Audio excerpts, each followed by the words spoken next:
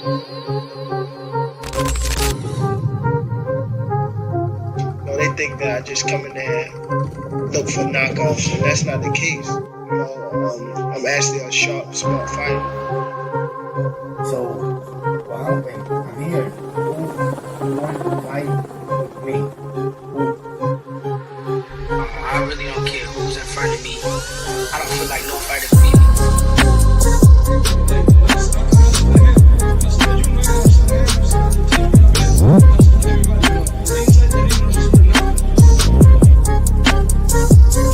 My goal is to demolish everybody, to be honest. Everybody that's in my way.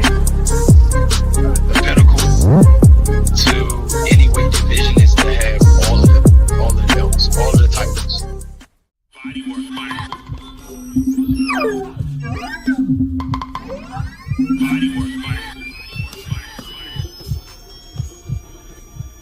Welcome to Bodywork.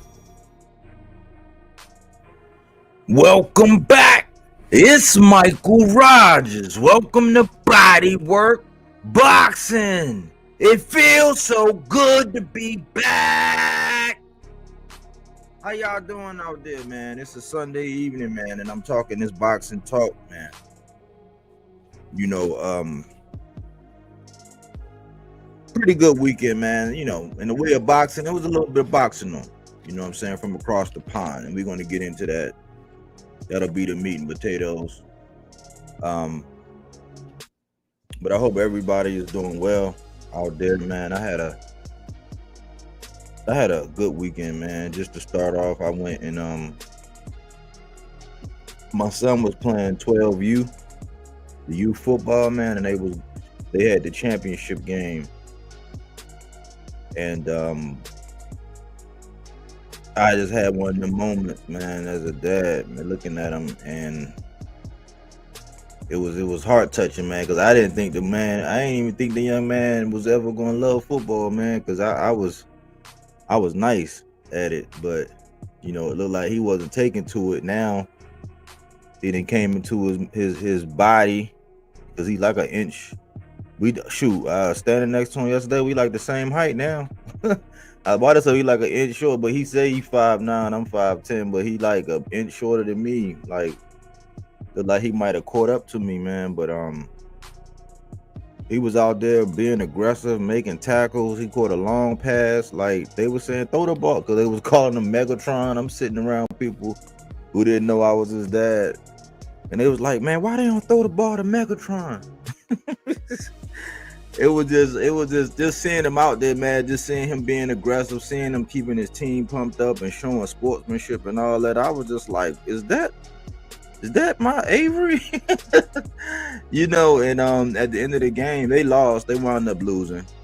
So they don't get to go represent Maryland down in DC, but a team from out here in Rosedale, they get to go down and represent. But at the end of the game, they did the award ceremony, and they gave the MVP. Each team got an MVP. And they, you know, of course, they went to the losing team first. And they was like, yeah, you know, the MVP goes to number 12. I was like, what in the world? And that's my son's number. I was like, man, the boy came a long way, man. And schools is looking for him, high schools wanting to recruit him. And, you know, so he looked like he might have a nice little future, man. He definitely got the size and the body, and now he's playing. He's being intentional, because at first he was just, you know, going through the motions with it. But like it was just, you know, it was just a heartwarming moment, man, just seeing my son progress, man, and being on top of his game in football. So that was like one of the highlights of my weekend, man. But been a pretty good weekend, man. I got to see that fight.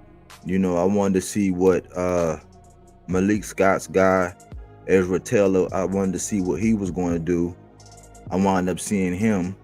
And, you know, we're going to get there, man. But just a little bit about my weekend, man. I'm just getting back in the vein of things, getting back in the swing of things, man. And I just want to talk some boxing tonight. Not sure how long I'll be on here, but I want to run through some things, man, and put some things on your mind. So let's get through with this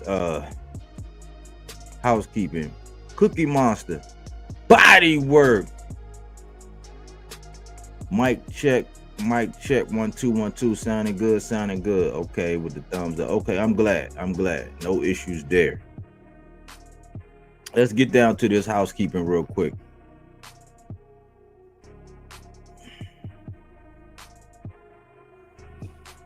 The Schofields pullout game needs to be studied, man. These guys have pulled out of another fight, and I'm just like, I don't really know. Like, Schofield, he got the personality.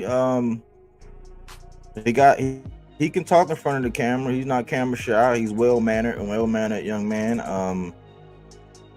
Physical specimen. You could tell he's, look like a wholesome dude. So personally, it's really hard to find anything to not like about the Schofields. It's just, I guess, the combination of the braggadocio between him and Pops, and then the building people up just to let them down. And I'm asking, at this point, is it strategy or is he just injury prone? I mean, is it strategy or is the young man just injury prone? Because at 23 years old, you pulled out of 3 fights. H2O, Lucas Body wound up bodying him after H2O pretty much was outboxing him, and Lucas Body wound up sparking him. I think that was with like a double left hook.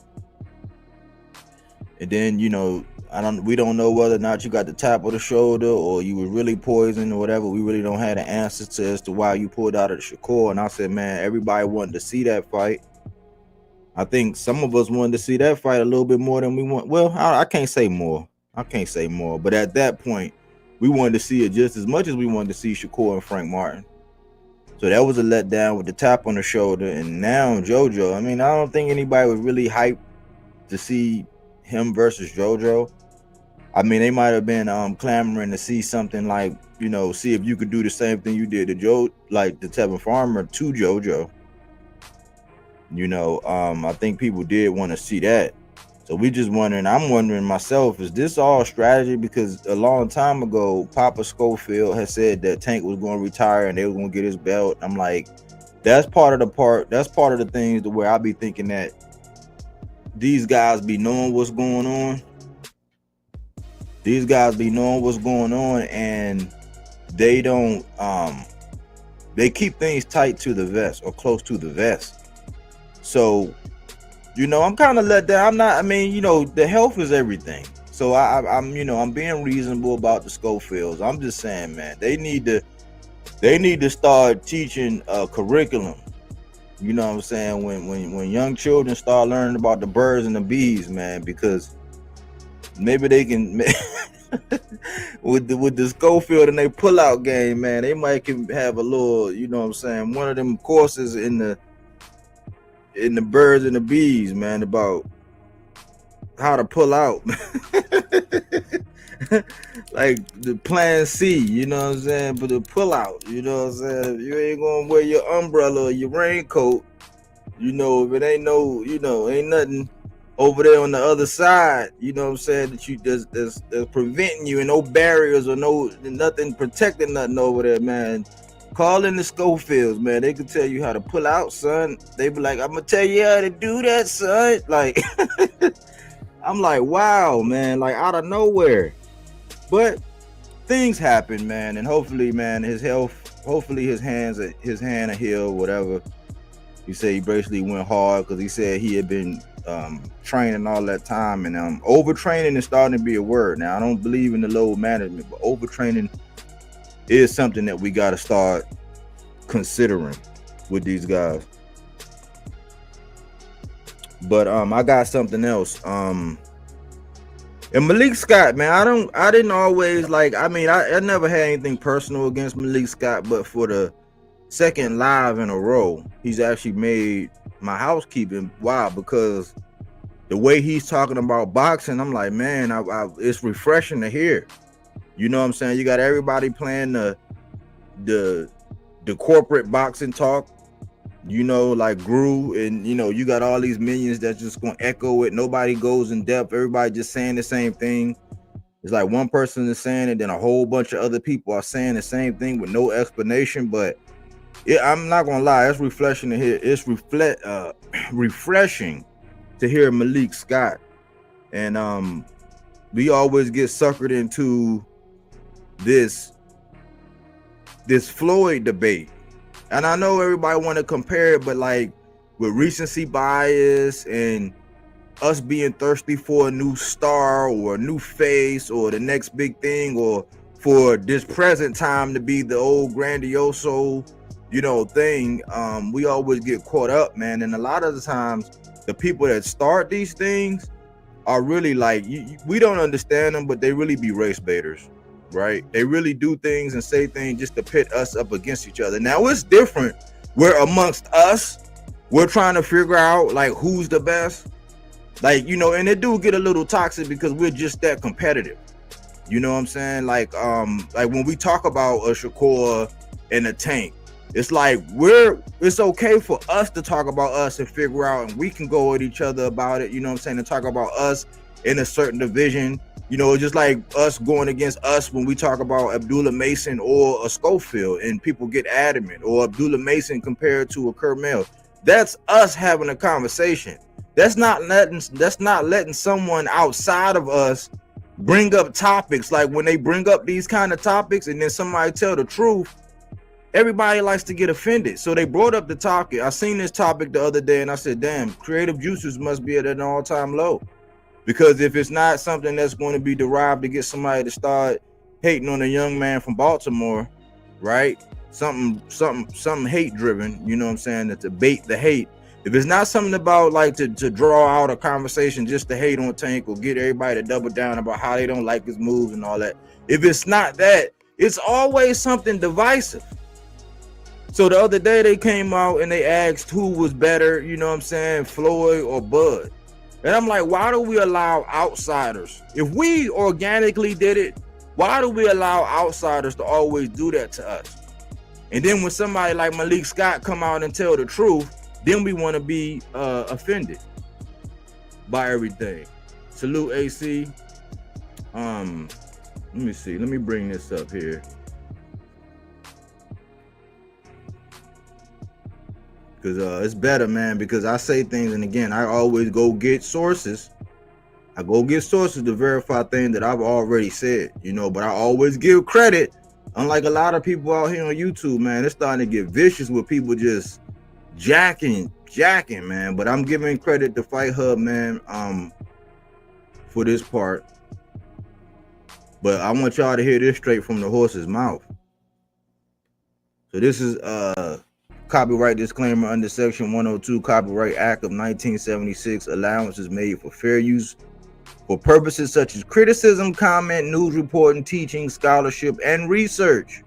Fair use is use permitted by copyright statute that might otherwise be infringing.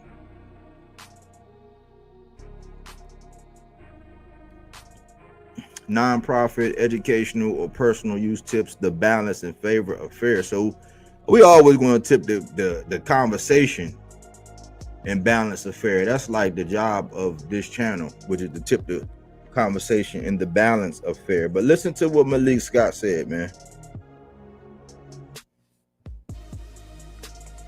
Listen to what Malik Scott said, man.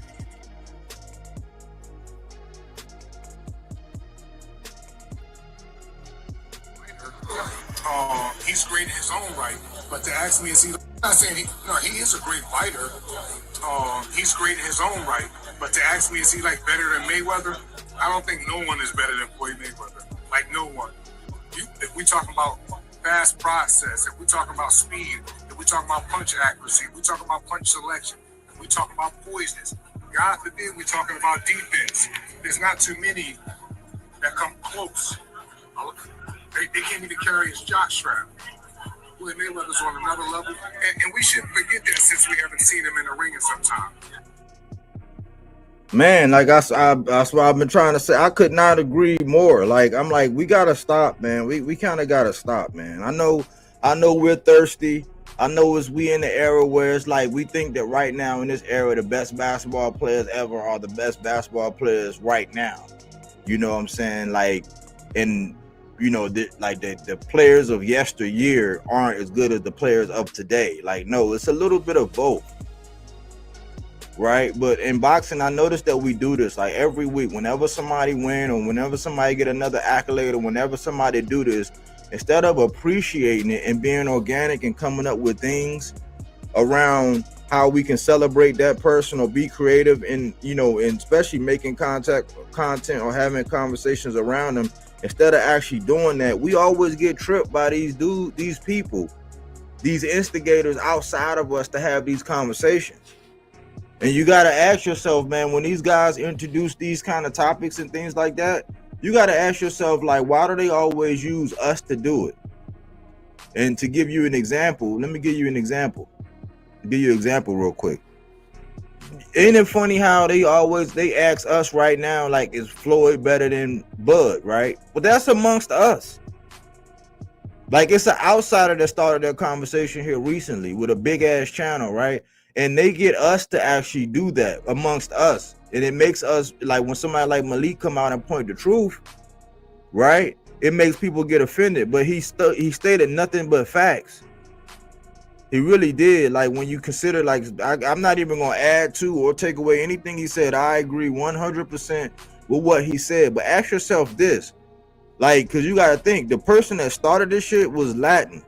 He was a Latino, right? Why they don't ever have a conversation about who's better? And why can't they have a show that would carry the whole day, like who was better between, or who had the better resume between Oscar De La Hoya and Canelo? Irony Boxing, salute. Why didn't they start the conversation? Why don't they ever have a show that can carry them all day about who was better resume wise between Oscar De La Hoya and Canelo Alvarez? Why is that? Why don't we ever get those kind of conversations? No, they always pick the two black people because they know we're going to sit around and we're going to argue. And they're going to get paid. People are going to get frustrated. And then people are going to have to start divulging or going over facts that's going to belittle one. That's going to uplift the other one and shit on the other one. But either way, both of our guys lose and they're not having an effective conversation. Because if you really want to talk, then okay, they're really at the tail end, right? One of them might be like right there because he's older, but another one is actually older because of the number of fights. But why don't we ever hear about Oscar? Oscar, like, I'm thinking that's a good argument. Why we don't ever have the argument about why Oscar and Canelo? Why? Because a certain cultural demographics, they'll shut that shit down. It would be no talks. There would be no argument. And I say, and I ask that because you got to think, man, Oscar was the guy. Like, Oscar was the guy that you can say Floyd grabbed the torch from and ran. Like, when he got his shot against Oscar, he took off. But the spirit of Oscar versus like how Canelo, because people gonna say, oh man, hands down, it's Canelo. It's like, well, is it really? Is it really with the recent events? Because in real time, when I was basically saying the man, he didn't have a cherry vineyard, he had a grape vineyard. When I was saying that, I used to always get beat down in conversations, or they used to try. Because all they could really resort to was, oh man, you just hating on Canelo. It's like, no, I'm really not hating on Canelo. Like, when I look at the barometer, when I look at Oscar and how he went through, like how he was going about his career, like Oscar, it wasn't hard to get Oscar to fight certain people. Like, yeah, he might have maneuvered here and there, but Oscar was known for going towards the smoke, running towards the smoke. But then we hear recently, like, when the whole time when Canelo Alvarez was over there, we avoided this certain styles. Like, duh, Captain Obvious. We could tell that you was avoiding certain styles, like, oh, he was being protected. But the powers that be and media and everybody, they was not allowing people to actually come out and say that. That wasn't popular. Why? Because everybody in the comment section would jump on you. Everybody that, you know, was part of that fan base would jump on you. People that held the narrative and controlled the narrative and controlled the media outlets would jump on you whenever you would talk about this. When a lot of people, like, well, not a lot, some people, mainly like myself, was telling you the truth about Canelo. I said, man, it's not gonna age well. I'm like, man, he's picking and choosing, man. Oscar wasn't like that. So you can say, yeah, Oscar had his losses, but when you look at Oscar's resume and all the people that he fought, and when he fought them, there is an argument about who was better. You know, and I say this.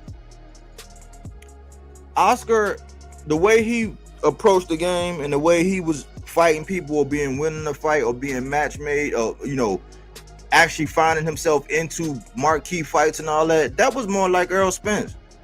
And guess what? There is a parallel that I've drew. See, Oscar, he had a lot of I guess he was like closet alcoholism, you know what I'm saying? He had his battle with the bottle, you know what I'm saying? But it was behind the scenes. And I would say the only difference, like the difference between Earl and Oscar, right? Because they say Earl got the Mexican style, you know what I'm saying, and all that, even though Oscar was, you know, the Olympian. Earl went to the Olympics. Oscar was the golden boy. We know why. You know what I'm saying? Getting that gold. And he had more of a boxer, but he had a mean side too.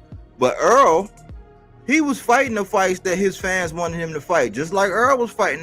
Just like Oscar was fighting the fights that he wanted. So I made a comparison. I'm sitting there thinking real hard. I'm like, why people don't go in depth with these kind of conversations and realize that maybe Earl was just like Oscar, only Oscar didn't have the accidents. Like, can you imagine what we would still be getting out of Earl, the true Spence, had he not gotten into the accidents? Right? Because they all correlated to, you know, the drinking, like getting out of weight, you know, letting yourself balloon up and all that. But like inside the ring, he even has a mindset to where he hasn't even come back yet, right? But he even has impricked or ingrained in the culture, in the sport of boxing, from his perspective, that he don't do tune-ups.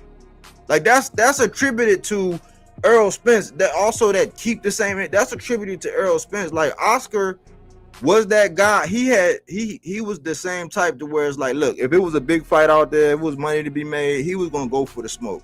With the exception of a few, it was just a few.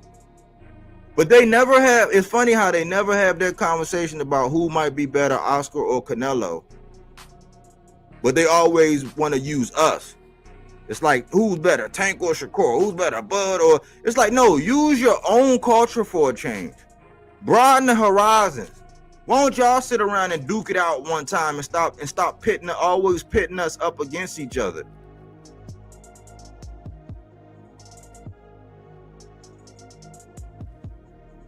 I'm hoping that makes sense, but they never have that legacy debate like that. And it always and then I seen where they started that conversation, but by the end of the show, they were stressed out, needing to go see their therapist and all kind of shit out. It's like, yeah, because you created a toxic environment on a Friday. On a Friday, talking about some shit that nobody really want to talk about, nothing we should be arguing about. You know, but they get us every time. But Malik Scott said what's real. Like, stop comparing Bud to Floyd. You know what I'm saying? And we got to start doing that with our own, like with our fighters, man. Abdullah Mason should be running his own race. And as it relates to like current fights and all that, like the conversation between him and Schofield, that'll be a legit conversation. Why? Because Schofield turned down $1 million offer to fight him. That's a legit conversation. But comparing them all day, every day, or whatever, just to be like, it's getting tired. It's getting old. Like, nobody else is doing that, but they know how to get us to do it all the time. Like, it's getting tiresome, right? It's like nobody has any creativity. Nobody like is really like opening or broadening the conversation at all. So let's stop falling into those tricks, man. Let all these guys, like Keyshawn Davis is running his own race. He had his minor setback. He's gonna, you know, he had the potential to do the same thing like David Benavidez. With David Benavidez, he had got a title, he lost it, you know what I'm saying?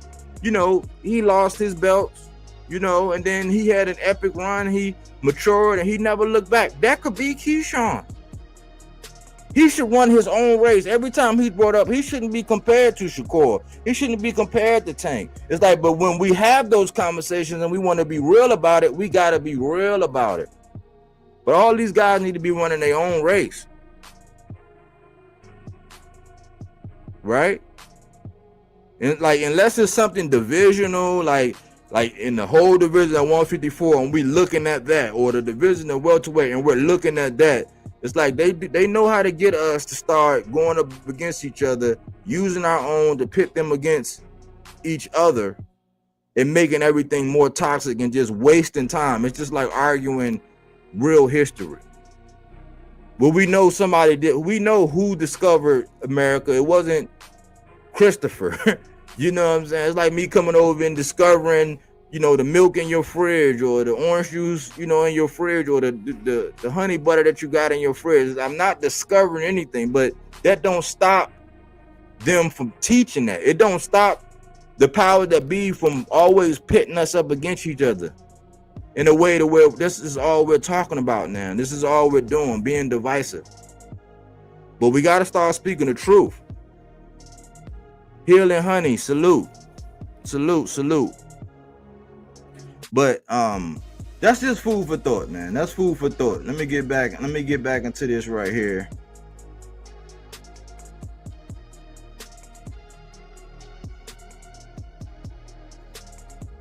Echo chamber boxing, man. Echo chamber boxing talk, man. Part of that is the motivation of the subject tonight, man. We gotta start having people. We gotta start having more leaders, man, and less followers, man. We gotta start having more leaders and less followers, man. How come people are waiting to certain people? How come certain people are just waiting for certain people to go out and put out information, and all other people do is just sit out and then piggyback ride or plagiarize? Like, this shit is just getting outrageous, man. It's like high school, to where Gru, who's the teacher, come out and say things, and then that's all everybody gonna do is echo those same sentiments, man. Echo chamber boxing talk. That's all we're getting right now. So because one person who don't even watch boxing, especially UK boxing, they really don't watch boxing, y'all. I don't know if y'all realize this, man, but there are some people out here with some of the biggest channels, and they don't even watch boxing. Guess what they watch? They watch the highlights. And then they formulate their opinion, and the things that they say, you know, they didn't watch the fight because of what's coming out their mouth. So they're going to come out and say that they came out and said that Fabio Wardley, it was a robbery. You know, damn, they didn't. For one, these people don't support UK. So anything that's coming from across the pond, they're going to shit on it. They don't have no respect for anything across the pond, which is dumb as hell right now. Why? Because we're talking about the heavyweight division. Who you mean, Mike? If you listen, I'm going to tell you, right, we're talking about the heavyweight division in boxing. Right now, everybody and their grandmother knows that the people across the pond are the ones that's actually running heavyweight boxing right now. So if you're not into that, if you have true disdain for people across the pond, you're not really going to be into it like that to know what's really going on. You're just going to put some shit out just to get a couple likes, clicks, and views. And the people that want to be down, like Brandy, or be part of, like, you know how it is in high school where there are cliques and all that, where everybody click up and all that. And if the most popular or the prom king say this is what it is, then everybody want to be in their good graces. This is what's going on right now, man. Stop being minions out here. There's something unique in everybody out here, man. If you're doing if you're creating content, there's something unique about how you see things. There's something unique about your perspective. We want to know, like, how you feel, not how the prom king feel.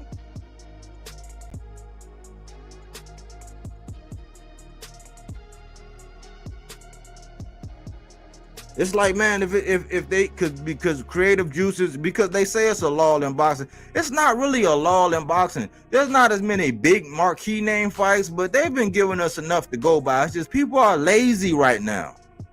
Lazy, they plagiarizing.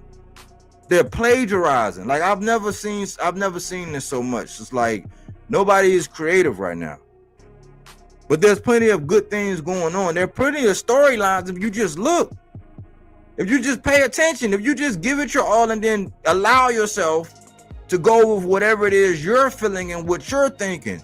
Stop agreeing and stop copycatting people out here, because you're going to be looking dumb.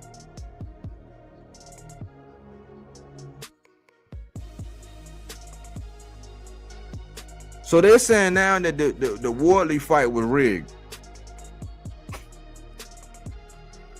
You clearly know that they didn't. You clearly know they didn't watch it. Why? Because all the Fabio Wardley fights, they be a little. Well, not all of them, but a lot of them. If you're like if you're like a better boxer, a more skilled boxer, then the fights, if it might look like, or you may have, like in his last fight, you may be outboxing him until he land that bomb, which is what he's which is what he's been doing here lately.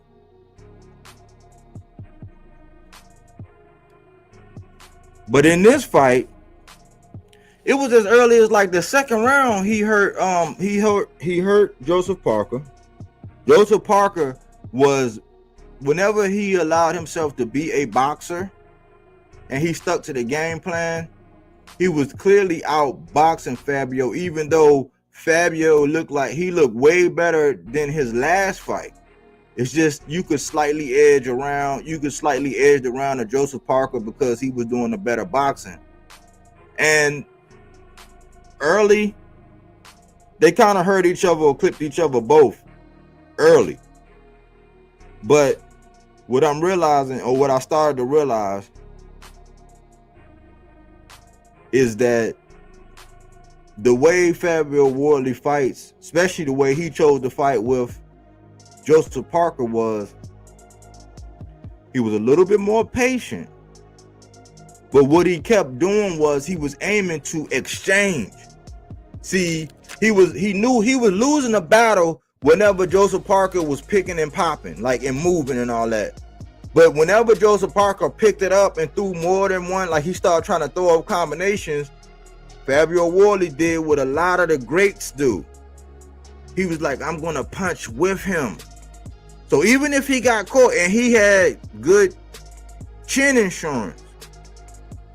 So with the chin insurance that he had, because he got a granite chin, he decided to exchange with Joseph Parker. And he would win, and then Joseph Parker would settle down and go back to boxing.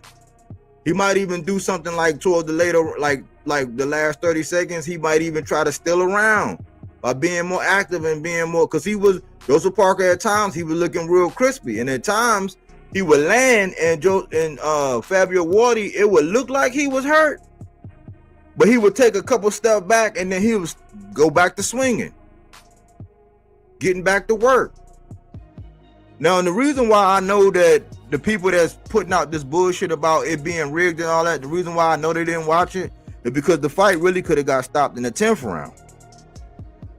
The referee really could have went in there and stopped it on the 10th round because of a barrage of unanswered points. But guess what? It went another round, and guess what happened? In that round, when you go back and you actually look, because I had to look at it, I had to go back and look at it like 3 times. It was a point in time when Fabio Wardley actually hit the man about 25 times. And then after about the 25th, it was probably 24 or 25th, if I counted right. I watched it like 3 or 4 or 5 times. After about the 24th or 25th punch, Joseph Parker threw 2 punches. But that was already well past the window in which the referee should have been jumped in and waved it off. After those 2 punches, Fabio Wardley caught him. He kind of like nicked him with an uppercut. He came by with a left hook and caught him. And then when he went to go throw that right, the referee just jumped back in there. Why? Because it was at a point in time to where he had took 25 unanswered. He threw 2 punches. They didn't land clean. They got tangled up. Soon as they got untangled, he took about 4 more. All of them didn't land flush, and the referee saved them. Like, that's what you want to see. It was no need, because you got to think, the fight could have got stopped in the 10th. It could have got stopped with the first barrage of 24, 25 punches. And then the ref finally came in. Now, the time in which he came in and stopped it, but when you look at it, Joseph Parker was like, what? But there was no protest. So how you gonna protest? But see, I realized this. The same people that were saying that this shit was rigged were the same people that were saying that Bacoli went in there and flopped against Joseph Parker. So why would they have Bacoli, who went out there and detonated the hope in our heavyweight champion, went in there and slapped fucking Big Baby to sleep? Why would they have Bacoli, who slapped Big Baby to sleep, and went tough, really got outboxed by F.A. Jogba, but they wound up calling that a draw? Why would they have Bacoli go in there and flop to give it to Joseph Parker, just to allow Fabio Wardley to have it? When in the grand scheme of things, you would think, if you've been following along, and not just a narrative, a narrative creator, or a person that just like to toss out narratives, or a person that just got this hate for the people over in the UK or whatever, then you would reason that Joseph Parker would be more well equipped to go up against Usyk. Why? Because he's more tenured. He's been in there with all these different styles. He climbed up. He got knocked down. He lost to Joe Joyce. Like, you know what I'm saying? He came back. He done his damage. Like, why would you have Bacoli flop to give it to Joseph Parker just to rig a fight with Fabio Wardley? The other thing is this. If they got their eyes on Moses Atomo as being the next guy, but guess what? Him and Fabio Wardley are stablemates, just like Jared Anderson and F.A. Jogba was. And I used to ask about that, and I'm like, oh, once I found out they were stablemates, that's never going to happen. So why would they want to rig it if it was rigged? If you're going to run with that narrative, that dumbass narrative, right? If they were going to rig a fight, why would they rig a fight and award somebody a belt who's stablemate with the guy who they saying is the next big thing, and they're never going to fight? It don't make sense, especially when the guy that's the stablemate is never going to fight Usyk. Not right now. Like, we don't think. But the same people that created that narrative about Bacoli going in there flopping around, you're going to hear it this week where they're going to say, oh, man, those guys over there across the pond, it's so this, it's so that. And they didn't even watch the fight. That's one thing you got to start asking these people, man. When you go out here and you're hearing them talk, and they have these 2, 3, 4 hour shows, make sure they at least watch the fight to be so adamant about these opinions, because you could tell who watched the fight and who didn't.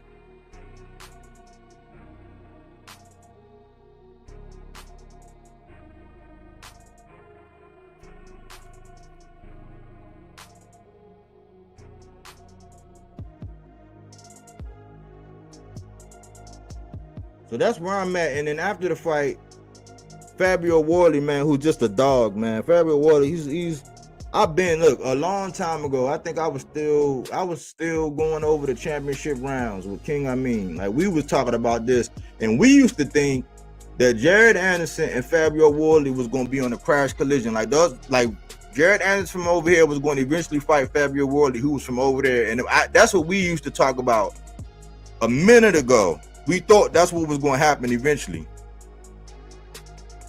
Jared Anderson, he started shooting up or whatever, got a little bit too big, took that fight with Bacoli, and people have been questioning how he's been, if everything went to his head, if it was too early for him to take that opportunity, if he got out of line.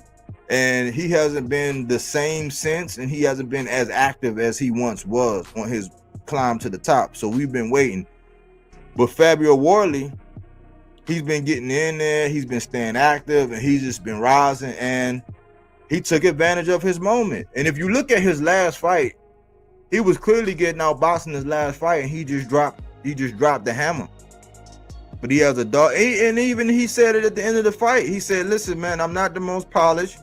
He said, if you're looking for artsy boxing and true to form and technical boxing, he said, I'm probably not the guy. He said, but I made my adjustments. I know what I got, and I knew that I had a shot.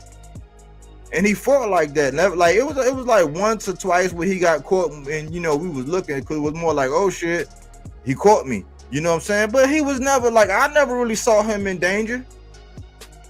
Like you could clearly see when Joseph Parker got caught, his leg buckled.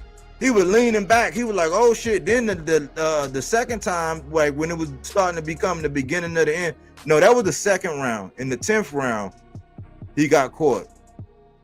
But when he finally got caught, like in the 11th, his face, it was like looking like something happened in his face. His whole face was busted in the middle. Blood. It was almost like in one barrage, blood just came out his face. So don't let these people lead you by the noses like they like to do. All this week, they're gonna try to, unless something else come out, unless somebody else come out with something else that everybody just going to just latch on to. Then that's what they're gonna run with. This is the only other thing I want to ask y'all about. Now, I've been telling y'all, I've been on this thing here lately, man. Like, is 2025 the year of the upset? Right? And I'm going to go over some of these things, man, and paint this picture as to why, like, this is not out of line with how this year has been going. We had Barbosa beating Jack Catterall, who most people saw what Jack Catterall was able to do with Josh Taylor. They thought Jack Catterall was a nice little nifty little fighter, you know what I'm saying? And Barbosa was able to edge him, but that wasn't upset. It was a slight upset, but it was an upset. Then you had Caleb Plant because of the infamous slap with Mauro Charlo, where Resendiz came in there and he gave us a new term over here, Bodywork, to where we say a solid beatdown. Just give me no drops, just a solid, clean beatdown, like a thorough beatdown, no question. Give me a Resendiz to go, please. Put hands and feet on Caleb Plant. Messed up the church's money to where like there was no need to talk about Mauro Charlo. Even though Jamal said, yeah, I still want to fight him. People was like, nah, after that, like, nah, because people gonna want to see you get your get back. You know what I'm saying? Then we had Nair Albright, the guy who went the distance with Keyshawn. It wound up being a no contest because, you know, the chronic that was found in the system, and I think they fought down in Texas, and that wasn't allowed. That same guy, he came back and he fought Kelvin Davis, dropped him, and wound up beating him. That was an upset. You had Rolly Romero taking on Ryan. He wound up defeating Ryan. That was an upset, and that was the upset of all upsets this year, because that's the upset that knocked everybody off course. Because that knocked off the Devin and Ryan rematch, right? That knocked T.O. off of his asthma, because he was supposed to get Richardson Hitchens and Alcatraz. That's what was supposed to happen. You know what I'm saying? I'm not gonna let the Mandela affect me, but that's what was supposed to happen. It kind of knocked everything off with Boots, because when that happened and Ryan lost that fight, it made Devin not have a dance partner. So that's why Devin started getting attached to all these people who originally he was not going to fight. Because when you look at T.O. was supposed to get Richardson Hitchens and Boots. He had already turned down the Brian Norman smoke. Then I have them both in yellow because it was a draw. Nobody saw Lamont Rhodes taking Tank to a draw. With some people having, you know, citing that Roach actually won. But that was, you know. So I'm asking, is this the year of upset? Because what are we talking about? We talking about all of the experts, to include Tim Bradley, to include all, like every channel I watched and heard, every channel that I watched and listened to just had Joseph Parker washing Fabio Wardley. Just washing him. But Fabio Wardley got the upset. I don't know who you're hinging on or who you got in the Norman versus Haney. I got Brian Norman. You know what I'm saying? I'm thinking that it's just time for Devin Haney to pay the piper, man. It's just that time. Who will get that win? Will it be an upset if Brian Norman were to win? I don't think so. I think it'll be an upset if Devin Haney were to win. That's just my personal opinion. David Benavidez and Yard. Everybody you ask and everybody you talk to right now, basically saying David Benavidez is just going to wash Anthony Yard. Anthony Yard. Anthony Yard say, man, if I catch this dude, if I crack this dude, the fight can be over. He been in there with Beterbiev. You know what I'm saying? That's his weight. That's been his weight class. Will that make a difference? Will it be an upset if Yard beat David Benavidez? I think many people would say it would be.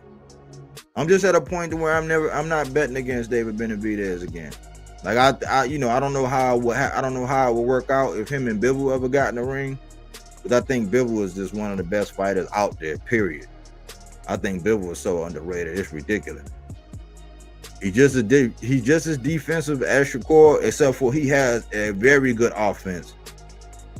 You know what I'm saying? I don't look at his fights as being boring, and he's very disciplined. Might not have the most power in the world, but he got enough. He got more than respectable power, and his boxing IQ is off the chain. But he's not going to shell up and just jump back on you. He's going to actually box. That's the only one that I would say. I still wouldn't bet against Benavidez. I done bet against Benavidez too many times. But if Yard were to win, would it be an upset? I mean, a lot of people are saying so. Yeah, they are. You got Abdullah Mason and Sam Noakes on that same night of champions. Who's going to win? Like, would it be an upset if Noakes win? Because I think a lot of people, especially American boxing fans, they thinking, like myself, I'm saying Abdullah Mason is the prototype. Abdullah Mason is the guy that can actually grab the torch, even if nobody pass it to him. He's one of them guys that's like, look, man, ain't nobody carrying his torch right. Let me go grab it. Abdullah Mason is a guy that can go up there, grab that torch, and he will represent the sport very well. Anytime you got Schofield ducking them for $1 million payday at a time like that, he's getting ready to get his title. And a long time ago, I said,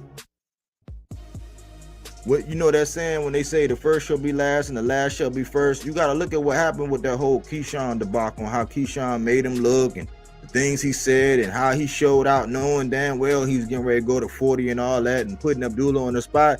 Look at what wound up happening. He wound up crashing out. He wound up headlining. And now the last will be first. Because why? He's getting ready to fight for that man's belt. He headlined in his hometown. He was the main event. Now he getting ready to fight for the man's belt. That's why I think, man, when you got the right people around you, some people that'll calm you down and say, hey, man, that's not a good look, man. I wouldn't do that. Like, calm down, relax, man. Think about the long haul. Let's play chess. Don't act like that. You need people like that because where are all those fans now? Where they at now? They're forced to pick and choose as to who they want to be fans of now. Do they want to go back to Shakur? Do they want to be Schofield fans? Or are they now looking like, hey, man, this Abdullah Mason guy, he's looking like the real deal. Will it be an upset if Noakes win? I think so. Erickson Lubin versus Virgil Ortiz. I just did a video earlier this week. Last week. I did a video last week about a possible upset alert. Even though Virgil's one of my guys, he's in my boxes to watch. He's the piranha in my boxes to watch. Why? Because if he smell blood, he gonna get you up out of there.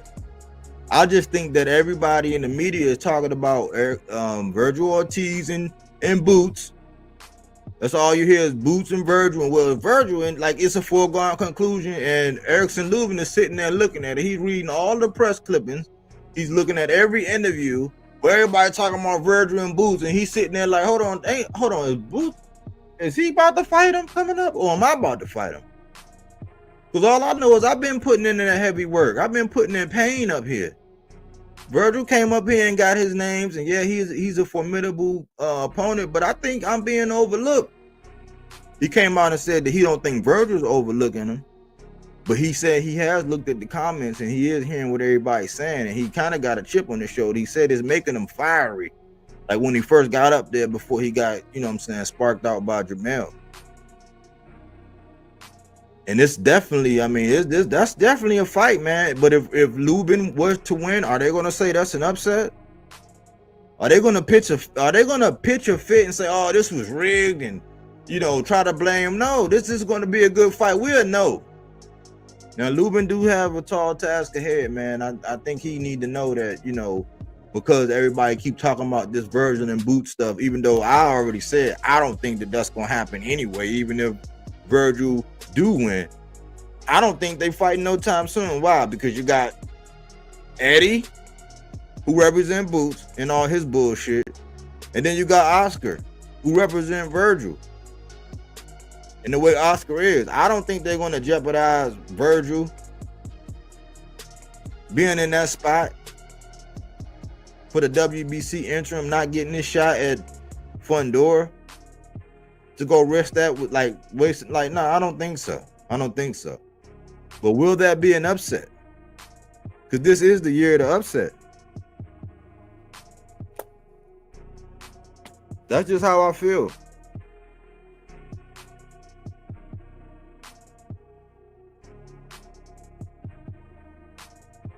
But what's going on, AC? What's good, bro? What's good, man? That was a good cook, man. A lot of informative information in there. Now, there's a couple of points I wanted to just kind of piggyback off of and maybe add a new wrinkle, add a different wrinkle to it. Basically, I'm gonna say it like this. I'm gonna start where you ended off with talking about Lubin versus Fundora. I mean, Lubin versus Ortiz. Mm-hmm. I can recall the night that Lubin lost to Fundora. The one fighter that said something that made the most sense to me,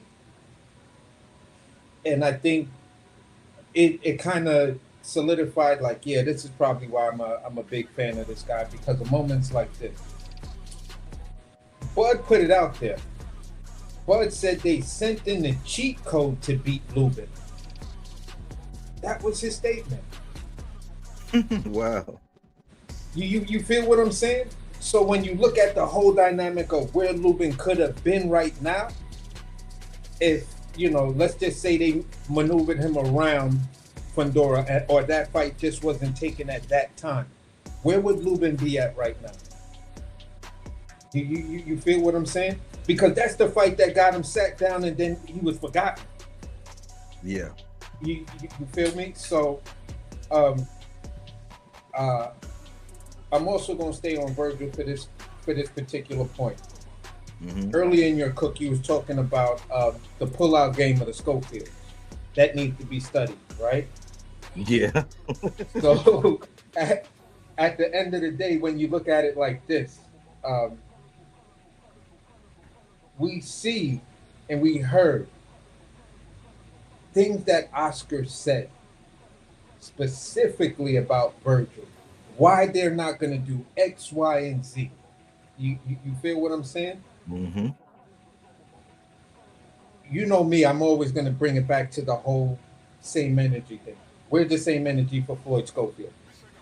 Because they're under the same umbrella. They're under the same guy. So if we look at some of the moves Virgil have made, Mm-hmm. you feel what I'm saying? And then you look at what Schofield has done, right? We now know Virgil did not take the Baccarat fight because of the 10-pound rehydration or 11-pound rehydration. You feel what I'm saying? We know that part as a fact. So you turn down that fight over 11 pounds, right? Schofield avoids Abdullah Mason for $1 million. To me, both of those kind of are in the same boat on the same water. You know, like, hey, maybe that's something that there may be a there inside of there. You feel what I'm saying? Outside of that, I'm gonna go to the Wardley fight. That's crazy that somebody, and I saw other people, and I didn't even bother to click on like, no, that fight deserves a rematch. They got to get the rematch back to Parker. And then you're saying that, you know, people are out here saying that it was a robbery. I'm like, you just did not watch that fight, bro, because at the end of the day, going into the 8th round, right?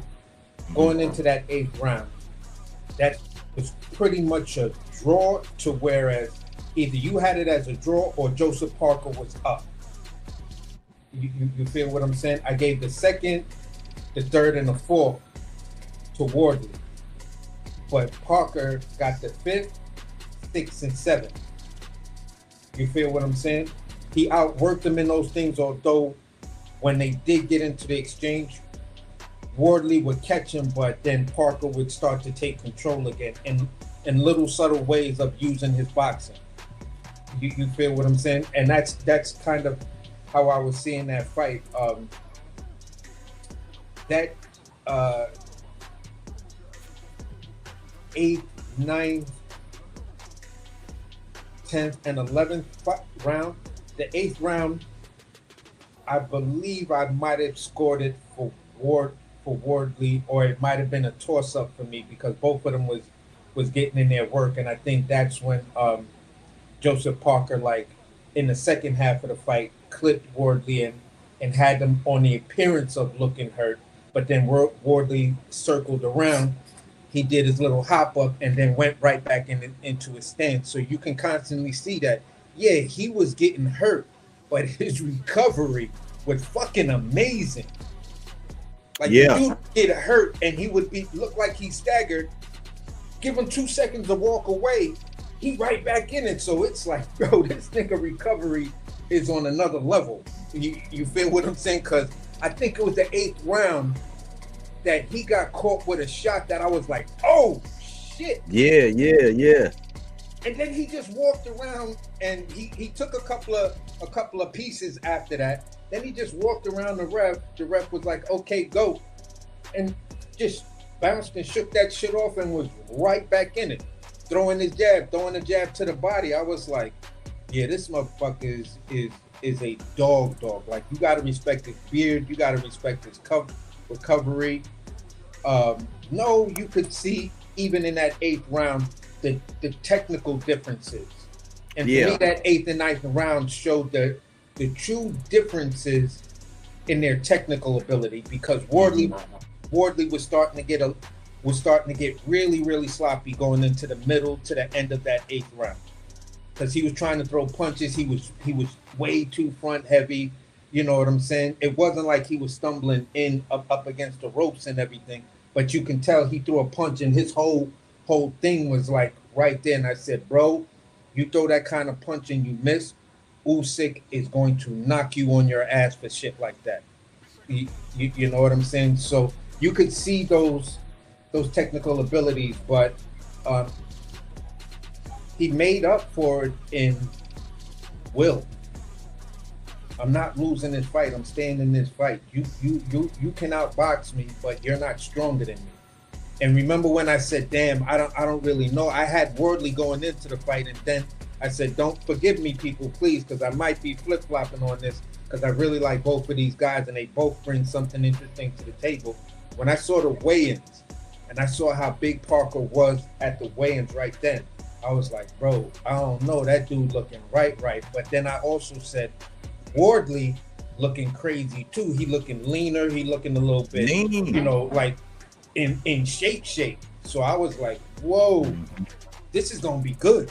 You feel what I'm saying? And it lived up to everything that I wanted. And big congratulations to Fabio Wardley for getting a stoppage because again, I'm a person that agrees that the fight could have actually been stopped in the 10th, and it could have been stopped. I mean, it was stopped in the 11th, but at the end of the day, he did his thing. You know what I'm saying? And for Wardley, he's got like, and I'm not comparing the two, but I'm just comparing the effect. He's got that Deontay Wilder effect that you can outbox me, but all I need is the one. And if I land that one clean, I'm gonna change the momentum of this fight. I may not put you on your ass, but I'm definitely gonna change the momentum. He got an eraser. Yeah, he got an eraser. And but just the other thing, before I forget, I'm just gonna bring this up now. For the people that's actually saying that this thing was rigged and all of that, like to add on not only about the whole stablemate thing between Fabio and Atama, because they thinking Atama is gonna be the next guy, right? But Wardley is making his bones right now. So aside from that, a lot of people were talking about how typically Joseph Parker, he didn't always have the most exciting style. So they were saying, man, he's not like, they were saying a lot of people don't, he didn't resonate with a lot of people. I think because of his resume and people seeing him out there, a lot of people grown to appreciate him. But if you think about it, Fabio Wardley got the fan friendly style. Yeah. You know what I'm saying? He has a fan friendly style. Like it's exciting to watch. It's like, people want to see him. Like he has a star quality. Because one, he got the eraser, he got a beard, and he's not trying to be all. He'll exchange. Like that was his whole thing. That was one of them things that I say. Like one of my guys, like Earl will exchange. And I used to say that's where Earl will fuck you up, because if you try to sit there and exchange with him, 9 times out of 10 he's gonna come out with the better. Out of the exchange, he's gonna do better. It wasn't like that his last fight, but typically all them other fights, if you went in there thinking I'm going to exchange with this dude, you're going to fuck you up. And that's what I'm figuring out about Wardley. Wardley, he kind of wants to exchange with you because he knows, like, if I catch you while you doing your thing, and I clip you, then I'm going to finish you. You know what I'm saying? I wanted to add that. Yeah, and that's something that gives him that thing that we always talk about in with boxers. You have champions, and then you have these guys that are called the people's champion. These are the guys that the fans just love, win, lose, or draw. They're gonna be behind you. You know what I'm saying? It's like watching their favorite football, basketball, or whatever team, and it's like, yeah, we'll get them on the next one. I just want to see him get back in the ring and blah, blah, blah, this and that. So for me, it was a good showing and stuff like that. So as far as the year of the upset, it's definitely turning out that way. You feel what I'm saying? Like, people probably thought 23 and 24 was a year of upsets, but 25 is just like, yeah. Now we seeing who's really who, and we seeing some of these young guys who not, and many of them are not even young. They just never had their opportunity, and when they got that opportunity, they said, "Fuck that! I'm Emineming the shit out of this." It's not no. And I only got this one time, and that's it. If I got to go in the bathroom and throw up and then go out there and perform, I don't care. That's what I would do. And for me, this is Lubin's. I think Lubin really understands this. Like Virgil, I think he gets what he's up against, but the way the media is doing him a huge disservice is to constantly talk about Boots, and then whenever they're going to get in front of Virgil, they're going to start to ask him questions about Boots, which is completely irrelevant. If Boots wouldn't answer questions about you during his fights, don't ask Virgil questions about him. And there's one other point I wanted to make, and you were right on point with that. That's when you was talking about, how it's kind of like only amongst black fighters to where black fight fans to whereas we have this thing with comparing everybody. When you look at when you look at as far as other race groups, and I'm gonna speak of white people just for a second, because there was that short debate, but that's way after they were retired, and then you can actually make the debate and have a solid, productive conversation. Was when the conversations was around who was the better fighter at whatever given point between Rocky Marciano and whatever other white fighter. You feel what I'm saying? And yeah, those debates made sense because now you could go back in footage and this and that and all of this other stuff. And I've even heard people say, in that aspect, if Marciano and Willie Pep actually got into it, who wins? You feel what I'm saying?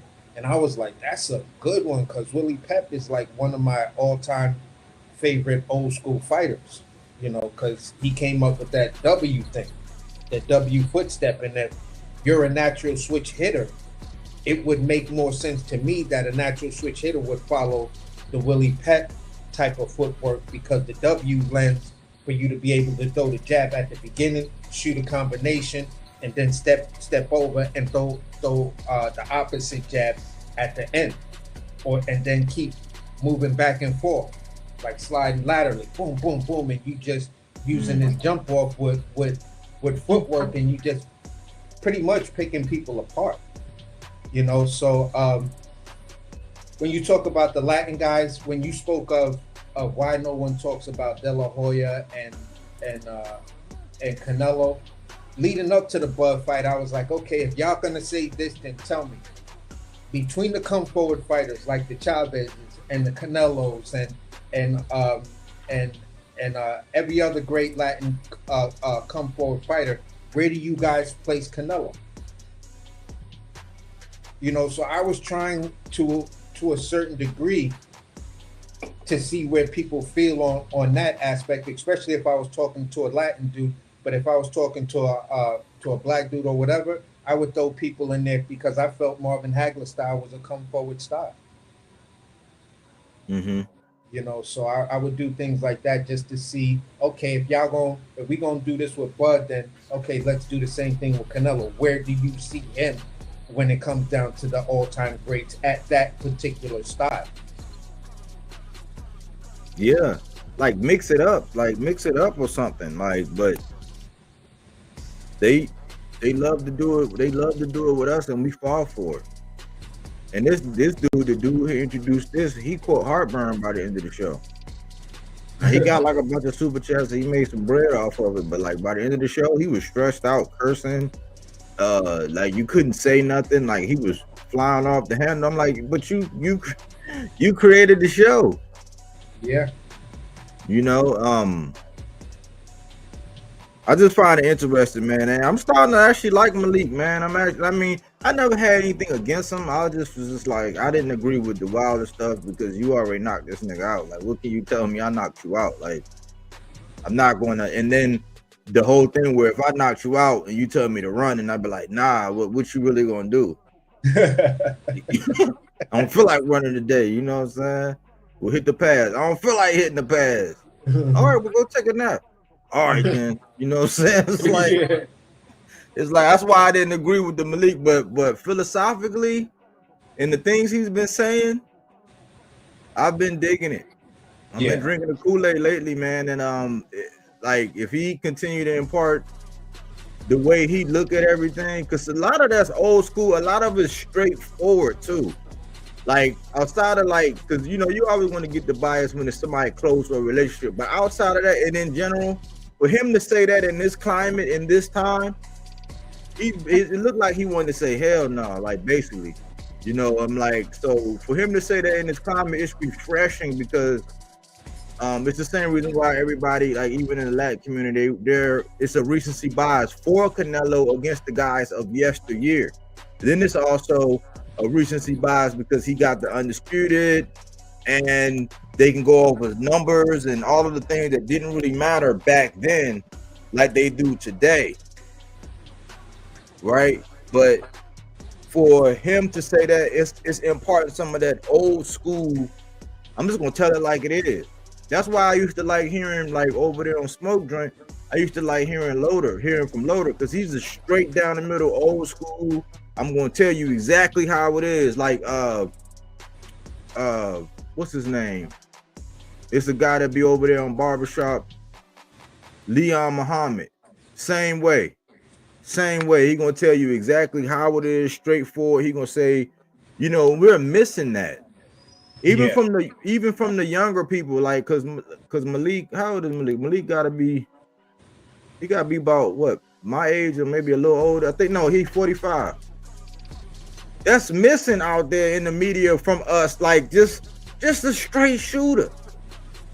That's why I'm appreciating it. Just a straight shooter with not trying to appease everybody and try to get the politically correct answers and all that. Just keep it a buck. Yeah. Yeah, and then sometimes, depending on what side of the fence you're on and what type of fan you are, a guy could be a straight shooter, but you just don't like what he says. To me, another fighter that for the most part is a straight shooter, I got to give it to Roy Jones. Because when Roy speaks, a lot of the times he's just telling you exactly what it is. He to me, he's not seeming like he's trying to sugarcoat certain things, and he'll try to be nice about it when he's breaking down one of his fighters. But overall in boxing, I haven't seen Tarver in a minute because he hasn't been showing up on my joint. But some of the Tarver takes, some of the stuff from Roy Jones, I'm like, yeah. And then to have Malik join that crowd, it's like, yeah, okay. So it's a slow process. It's snail-like, but we are getting there to where we're getting more and more people that are like, okay, I'd rather just shoot it straight down the middle than try to bullshit everybody. Yeah. There's a lot of hindsight. It's 2020, AC. I know I've been sending you some pretty interesting takes to where it's like, it looks like we're copying a lot of people, AC, except for ours is coming out and then the next day theirs is coming out. And so we got to stop copying everybody, man. Like, for sure. Some of this shit. Yeah, definitely, for sure, because this shit is actually funny. Because look at everybody. Look at everybody's title with this involved, AC. Look at this shit. This shit is crazy. Like, it's a dude that got a title out for a show tomorrow that got this on it. Like, and this is how we know. Because when I did this, and I did this, and what's this first symbol right here, AC? The first symbol. The bad hands. Like, so now everybody talking about how is he sparring? How is he being the help with the bad hands? And I'm like, wow, it's like, dang, man, we got to stop copying, man. Even though we did that shit the other day and they coming out with it now, it's like, where was this take at just not too long ago before the show we did? The funny thing is, bro was talking about, he did two whole videos speaking about this. We were talking about it the very next day when the man tried to make the fight with fucking Lamont Roach. Yep. We were talking about it. We were like, okay, all right, so here's the thing.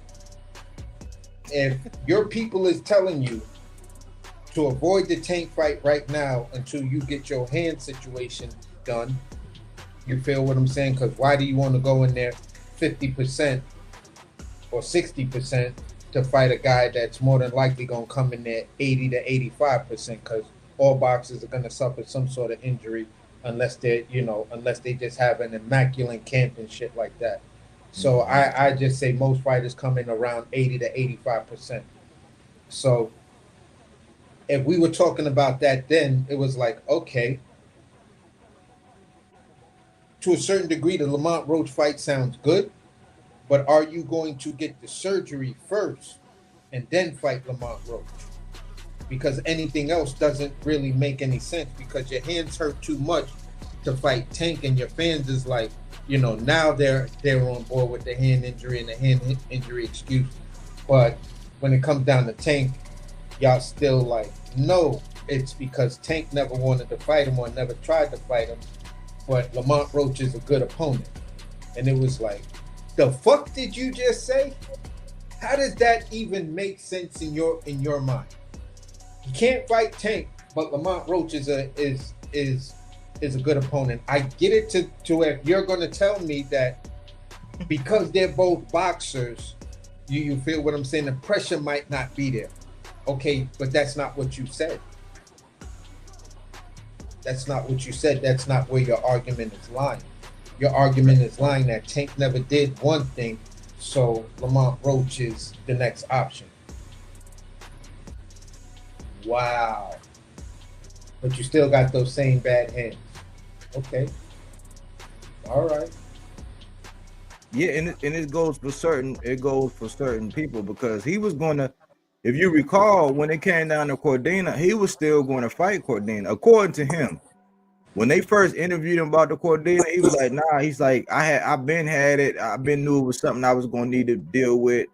He's like, but we was going to try to move forward. It's just when when we was training and I hit him, you know what I'm saying? I was like, then I got it looked at. It was like, we wasn't going to be able to do it, but he was going to try to, according to him, he was going to try to fight Cordina with those bad hands. So me as a Tank fan, this how I know that they wasn't on this shit, because for one, it wasn't popular, and for me, debating back and forth, like as a Tank guy, debating back and forth with the Shakur people, it was like, my argument was, how come when it come to him, they saying you saying you got bad hands, but then you can go fight the next man, and your fans are not holding you accountable? That was my whole argument. That's been my whole argument, and I've seen how it switched. That's how I'm like. That's why I said I've been stopped listening to what he had to say, because if your hands hurt, your hands hurt. If you injured, your hands are injured. Because remember, that's the same argument we had when it came down to Zepeda. Because remember we were talking about it, and we said, well, hold on, when Zepeda came out, because Zepeda and them said, hey, we want to chill out because we just had a baby, just wait till after the baby, and you went ahead and moved on. So you moved on. So when he came out and said that he had injured after the Tevin Farmer fight, when he came out and he had his arm in a sling, they was basically the Shakur only fans was basically saying, oh, nah, Zepeda ducking. Like, he ain't really, we need a doctor's note. They was basically saying they need a doctor's note. Yeah. So my argument, so our argument was, well, hold on. So he was ducking when he had his arm in a sling, but when you pulled out because you hurt your hand, you was not ducking. We was like, make that make sense. So we been on these hands. Yeah, and then and we could go back even further to when Pop was talking about Shakur did the hand grip test, and he he was talking about a middle-aged white woman and shit like that, and then BH come up there and we just trolling the crap out of him about that hamstring test. So yeah, we've been on it for a minute. Like, the receipts are all over the place. And how it's convenient to where you always bring up this hand stuff when it's convenient when you're asked about Tank. But I was like, well, okay, well, because that's what this means right here. This right here means the math ain't mathing because you got a hand injury and you got the big turkey bag. You got that turkey bag. Like, why are you over there being a lieutenant in the next man army instead of being a general in your own? So it makes no sense for the pennies that Jake Paul would give you. And despite the fact that you're going against everything you stand for, because this is disgusting for boxing. Like, this is a eye booger. Like, this is an eyesore. Like, this is egregious for the sport of boxing for Tank to fight this dude. But yet you're going to go be the help. So not only are you the help,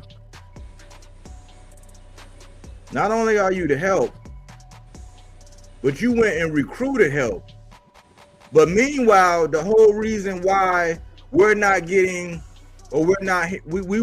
anything since July, because you got to think we're getting ready to be in November here next week. So we're at the end of October. You fought in July, August, September, October. That's 3 months ago. We have no announcement for what's going on in January. But the whole thing, the whole reason as to why we're not getting anything till January is because of the symbol on the far left, the bad phalanges. So how are you over there sparring a big dude like Jake, and you got a big fat turkey bag where you got paid more than, you know what I'm saying, man, we got a king's ransom basically. So Jake shouldn't be able to sprinkle nothing on you, and then your hand hurt. You should be waiting so you can put them paws on Teofimo, but you in there risking it sparring with Big Jake Paul. It don't make sense. Yeah. But yeah, we gotta stop copying off. We gotta stop copying off of everybody, man, and stop doing the videos like a day or two or a week or 3 or 4 months before they do it. AC. Yeah, the shit is starting to happen a lot. Now, who was the fighter that came in to help Jake Paul? It was Raymond Ford, Shakur Stevenson, and who was the third guy? Montana Love. All right, Montana Love. I'm dying to see. Does Montana Love have a fight coming up soon? I want to say he borderline retired. Okay. He a promoter now. Oh, okay. He a promoter. Okay, so Raymond Ford, does he have a fight coming up soon? It was some talks about something, but no, nothing in concrete that I've seen. No. Okay. All right. So the same thing I said the other day, I'm gonna extend that to Raymond Ford. I'm just gonna wait and see how the smoke clears, because I saw the dudes go into the building and put all the explosives on each floor. I saw them, doing all of this overnight. You feel what I'm saying? When the building is actually detonated and the smoke clears, we just gonna see how well they leveled the playing field.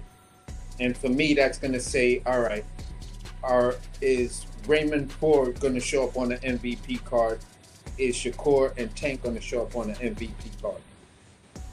But that's a hell of a lot of recruitment.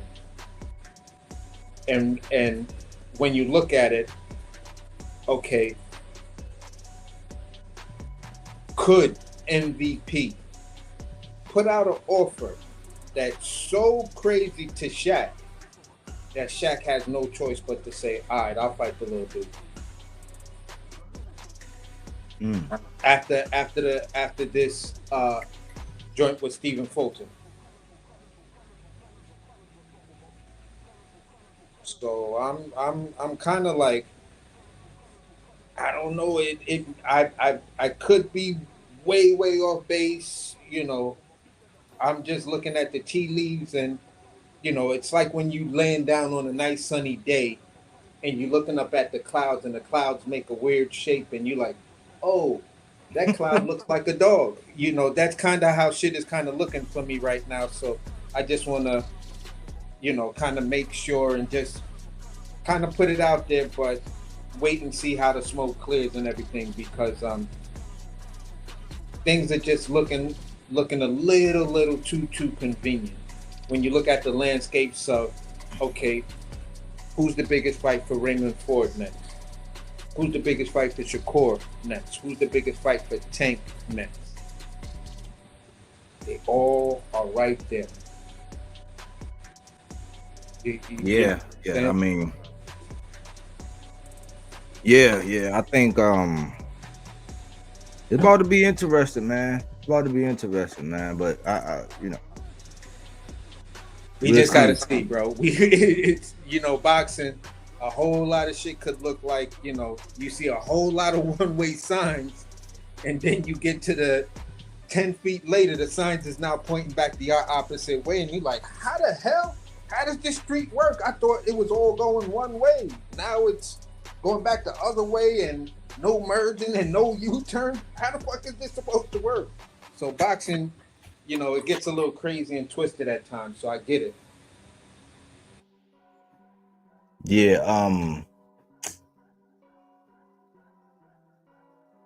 we'll see.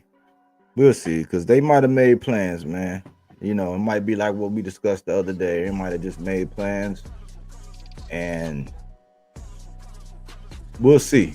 I just hope Tank is head in the right space, and right after the immediate outcome of this fight, I hope we get clarification on what the next move, and it's not a whole bunch of time to go by. The only one, if I had to ask, if I went back to this again before we get a wrap up here, with Lamont Roach and Pitbull, if whose hand was raised, who would be considered the upset in that one? That's a good one. Between Lamont Roach and Isaac Pitbull Cruz. To probably the boxing fans, if Pitbull Cruz lost, that might be the upset. But to the boxing purists and things like that, if Lamont Roach, I think that would be the upset.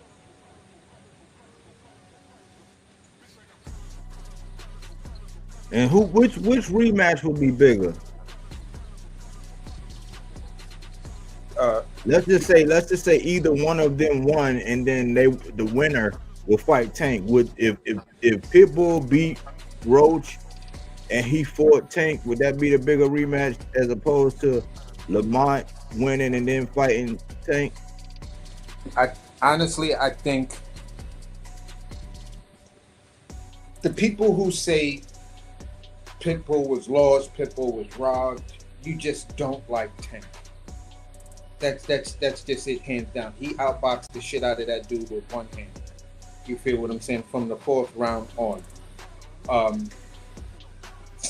To me, the answer to that question is not even close, because for the first time, people saw a fight to whereas if this goes to distance and they count that knockdown, we actually saw Tank lose a fight.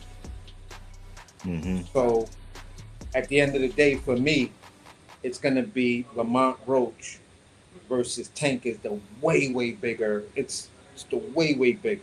I mean, people could try to talk about, but what about the Latin? And that shit don't mean a fucking thing when it come down to this.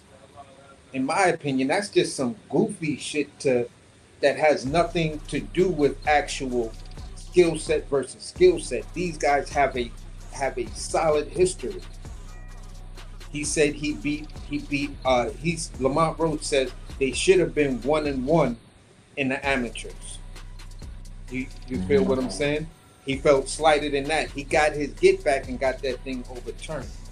Then as a pro, you get your shot at the dude, and they don't count this knockdown, which then makes the fight a draw.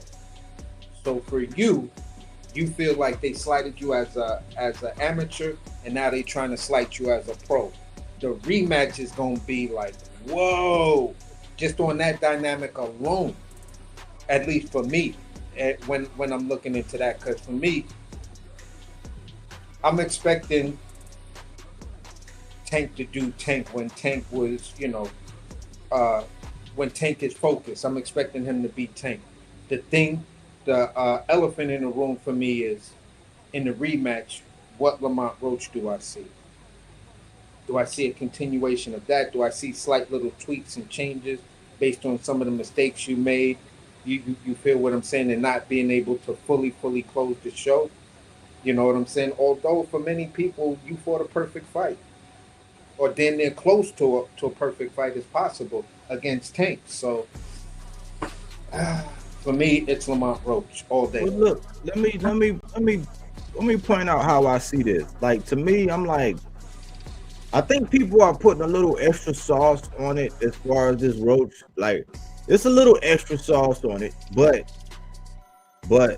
I see the argument. The only thing is, I've seen Tank that, like, for me, Tank fighting a guy like rematching somebody like Frank make me more nervous than him rematching somebody like Lamont Roach, because this is what I consider.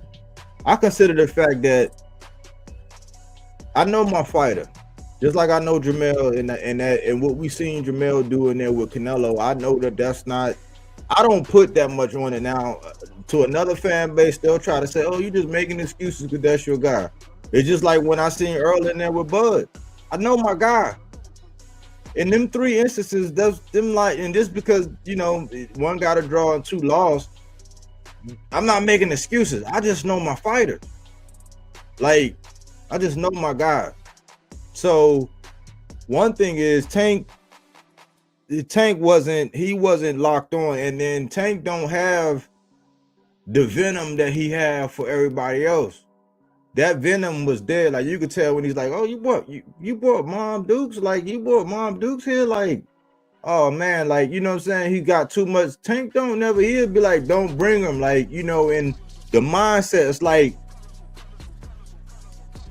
it wouldn't be quite like me and you fighting where it's like, man, I really just wouldn't go there. It wouldn't be like that because they wasn't cool like that. But like somebody that you got common will with, you ain't gonna just do them like that. You know what I'm saying? Like, you gonna have some kind of mercy. And I think that part, but then also the style. When I look at how Tank fought Frank, that was like playing chess on the clock. When I look at how he fought Roach, that was like playing chess with no clock. It's just a different ball game, because when you look at it, even though Frank was doing well on the clock with all that pressure, he was answering and doing all that. It just got to the point where it's like he got overwhelmed by the pressure. Like, he didn't fight Lamont Roach like he was playing chess with the timer on. It was like he forgot, like, because remember, if you recall, he forgot what round it was. He was like, "Oh, it's round." Like, he was like really like with his not paying attention, not being in the moment. Like, he had even forgot what round it was. He was not locked in. So I'm like, if he played chess with Lamont Roach again and he put the timer on like he did with Frank, it's ball game. That's just how I see it. It was 2 different fights. I know a lot of people put that extra sauce on it because they wanna trip because of the hate, because they want to see him, that shit that I was talking about as far as them putting Bud and Floyd up against each, that shit where they don't want that man to be on top right now. They want to anoint the next guy. You know what I'm saying? So that's how I look at it. I think it's going to be a different fight.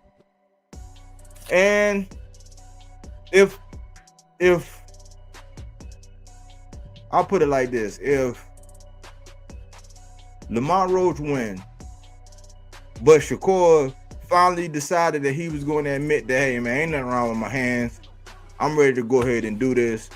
You know what I'm saying? This is like a once in a lifetime thing. If I let this go again, it ain't no turning around. Me personally, I would rather go ahead and get that Shakur, because the longer and longer that don't happen, it's not going to happen. I think that Lamont Roach, I think that's kind of always going to be there. I think they're going to figure out a way. And then these guys, these gatekeepers, like the Andre Walls, the Timothy Bradleys, and active squad, they're gonna appease and they're gonna allow Shakur Stevenson to walk away without taking that Yeah, fight. I can definitely agree to that. What's good? What's good with my family, man? What's up, Uncle AC? What's up, Uncle? What's going on, man? Uncle Body, man. What's good, man? What's happening, man? At the end of the day, I feel like this. That's why I was making a statement of if Tank is who he is, the only elephant in the room for me is what Lamont Roach is gonna show up, because you're a way more dedicated fan to Tank than I am, and at the end of the day, you know certain characteristics and things like that, and you see the writing on the wall as to say, okay, I know my guy. In the rematch, my guy sleeps this dude early. Period. He's good and everything, but I think because they had that dynamic and that sort of friendship, they might have whatever. And some people can say, if I wanted to apply same energy to that, you can kind of like use the Bud versus Sean Porter as the example, to where it definitely looked like Bud could have finished the dude off in the second, third, fifth, or any round earlier than that, because it looked like he was setting the same thing up over and over again. And then when it was like, okay, you're down, or he was told he was down, he was like, all right, I'm gonna catch him with this same thing I was working on, because he didn't make any adjustments. So boop, I dropped you once, I'm gonna do the same thing, set you up, step back, boop, dropped you again. Dad said, see, I saw the dude setting the shit up all fight. I saw him carrying my son all fight. This shit is over with. And I think that's the same. If I use that example, that to me is why that fight looked as close as it was. And for me, it was also I'm still buying into the thing that Lamont Roach feels slighted. He feels like he's got something to prove against Tank. Maybe not against anybody else, but definitely against Tank. Yeah, and but this is what I think. I think he do, but see, I think for Lamont, and see, outside of this, I actually like Lamont. I was rooting for Lamont against Hector. Like, he a DMV guy. Like, I like Lamont. Like, I do. It's just, you know what I'm saying? Like, on this, you know what side I'm on. But this is the thing.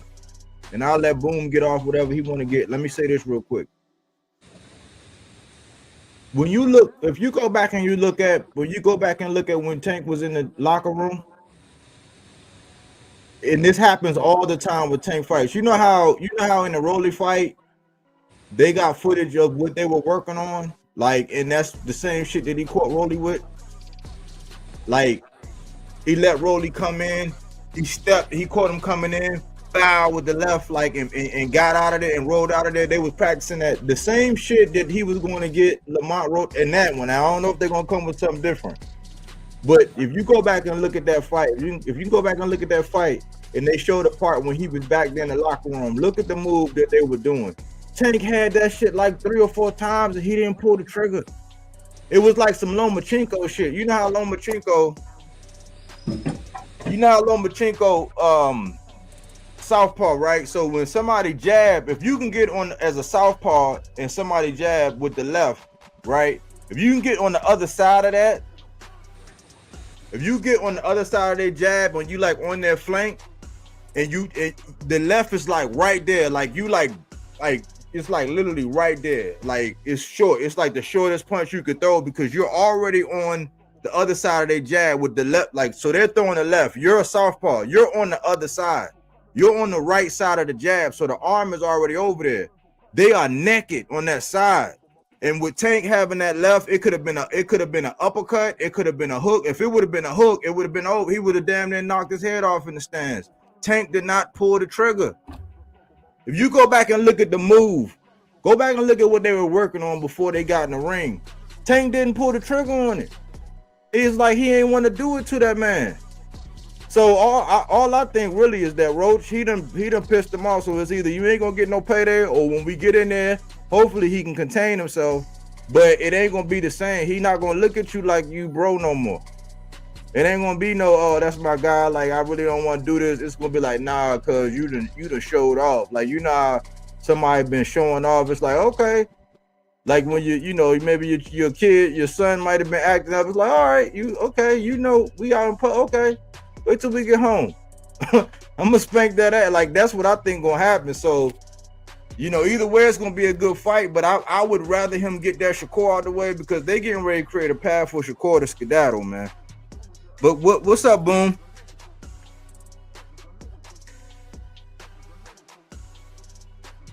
Hello? Yo, can you hear me? Yeah. Yo, I'm here. My bad. No, I'm in total agreement with you and AC. I just feel like, man, these guys got to fight each other and stop thinking about the money, man. Let's get some legacy going.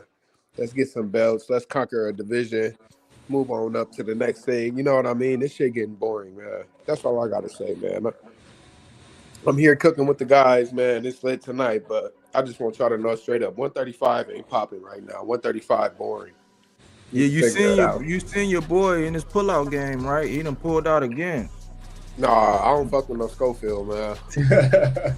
Yeah, nah. Yeah, and Lubin and Virgil, they're closer than ever, man. I seen a little clip tonight, because I've been following it. Because I think this is lining up to where this damn near might be fight of the year, man. Word.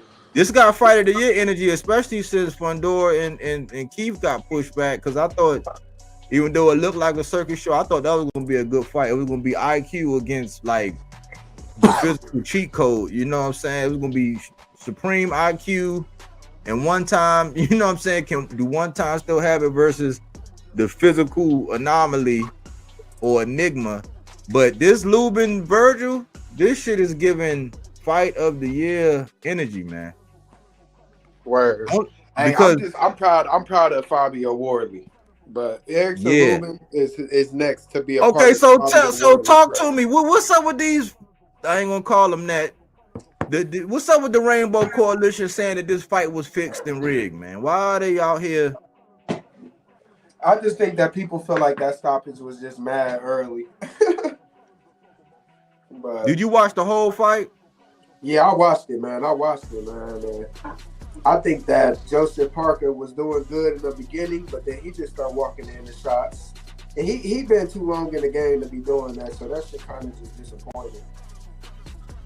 So yeah, because we were saying, I was saying, man, that shit could have got stopped in the 10th, and it could have got stopped before Parker threw them 2 punches, and then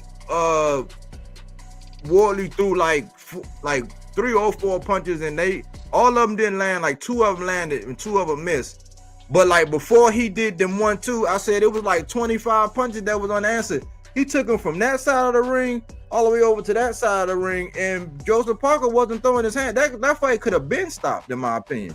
Man, to be honest, man, that nigga thought he was fighting Deontay again, and that's why that happened the way it did. Like, I'm being real. Like, my man was like, I see baby Deontay again, and got rocked, man. So I'm disappointed in Joseph Parker, because I thought that he was going to do all right and keep his strap. But then Fabio just started showing me, like, it's levels to this shit. You know, this nigga, he showed me something different. So, yeah. If anything, I'm just going to respect what he did and tell him keep going, man. And it's the heavyweight division, so it's like the UFC, man. Anything can happen. Thank you. See, how old are you, Boom? 25, man. I've been fighting since I was 7, man. I've been around 25, man. But it's crazy. You give me hope, brother. Give me hope, man, because it's crazy to me that people my age and above like don't even see stuff like. I'm like, first of all, it's the heavyweight division. It ain't but so much you can fix. But the same people, like I said earlier, the same people that were saying this was rigged are the same people that were saying Bacoli and Joseph Parker was rigged. I'm like, that's crazy. Yeah, I'm like, they like if you look at it, you would think Joseph Parker would be more equipped to fight Usyk because of the different styles and the maturity and all that. Although Fabio Wardley is the more fan-friendly style, but you would think if you really wanted a fighter to be able to go up there and really challenge Usyk, you would think that based on experience and everything that was going on and him beating, like him shocking the world and all that, what Joseph Parker was doing, you would think he might be better equipped to fight Usyk. So why would you rig it for Fabio? Because you would think Joseph Parker might be more equipped. But this is the heavyweight division. And Fabio Wardley has shown that if he catch you clean, it's a wrap. And I would also say this. Part of my assessment with looking at the fight, there were clear points to me to where it looked like, the frustration of Joseph Parker was starting to show because, when he tried to outbox him, he had success, and then he tried to throw his big shot, and this dude would just shake that shit off. He's like, I hit this dude with everything I got cleanly, and this dude just took it off and came right back and jabbed the shit out of me. Yep. What the fuck is going on? That's discouraging. Hey, Boom, yes. you ever hit somebody and it look like that, like you ain't phasing, Boom? And yep. Is that shit discouraging? No, it's not discouraging, but it's like, damn it, motherfucker, what is it gonna take? Like exactly. But here's the thing that debunks all of this. To whereas anyone tried to tell me it was whatever, this, and that, I'd ask them like you alluded to earlier. Did you watch the whole fight? Did you watch the whole fight up until the decision was called? Yeah. Did you see Joseph Parker? What did Joseph Parker do when they announced Fabio Wardley as the winner? He nodded his head yes, gave him the thumbs up, clapped his hands, and went over there to congratulate that man. So how is it a robbery when Joseph Parker knows it wasn't a robbery?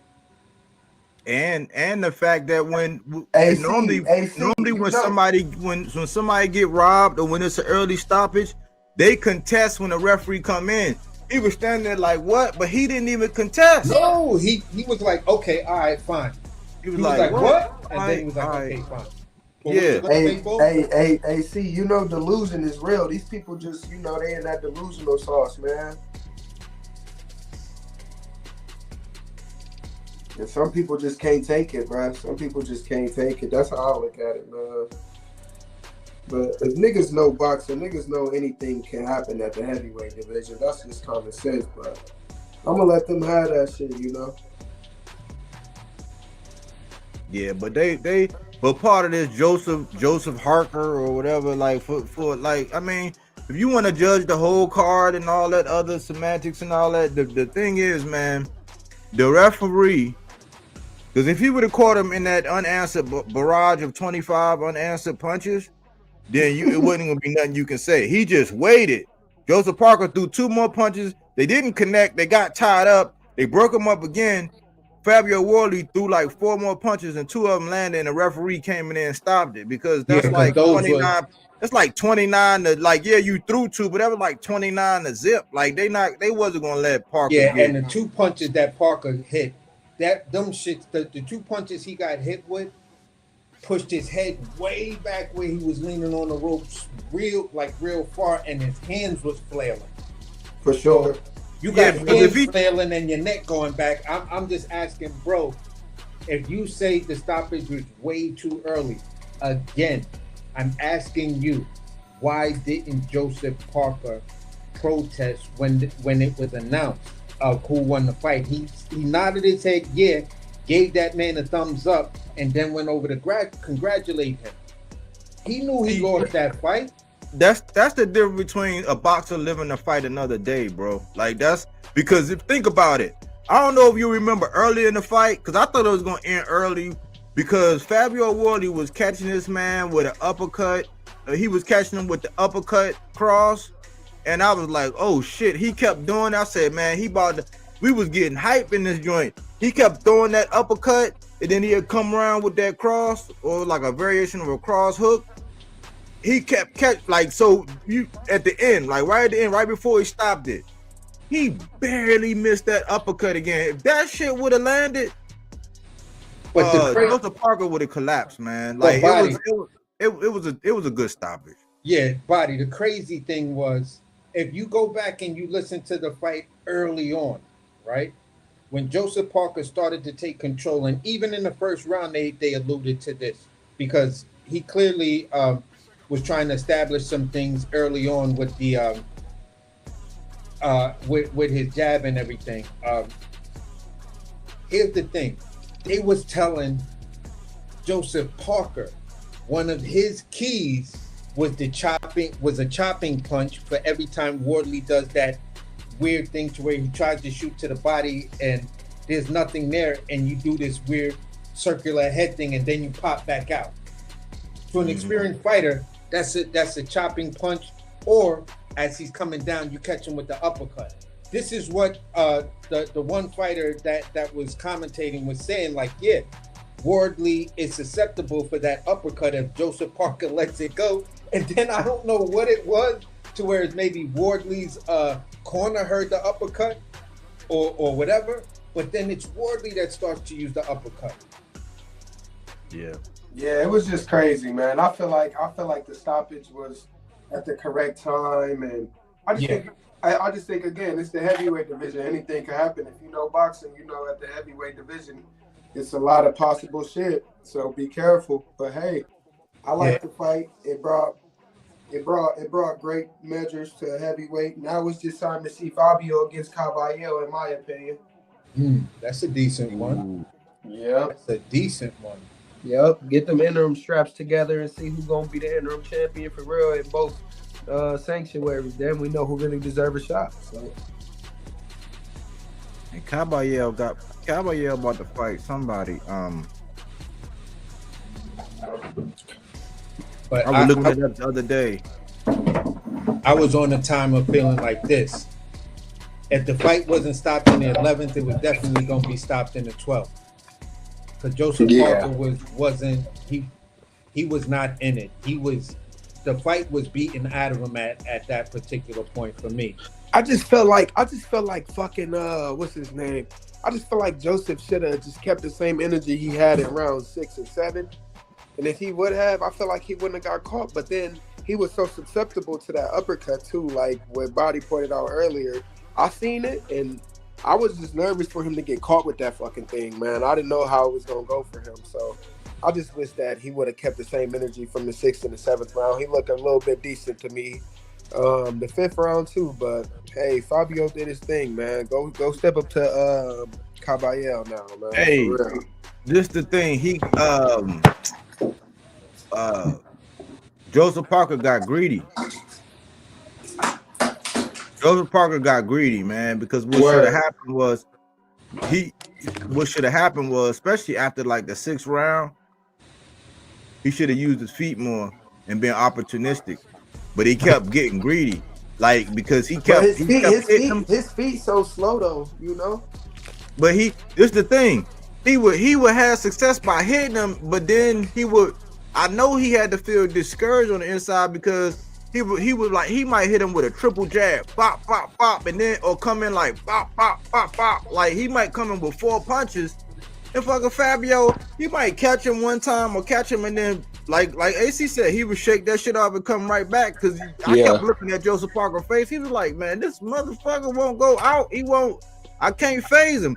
But he kept getting greedy. He kept doing that. If he would have been more opportunistic, it kind of made Fabio chase him around because it was at that point by about the 6th, 7th round, you might can argue that boxing wise, they was going to edge Joseph, or they was going to give it to him because he was kind of like outboxing him.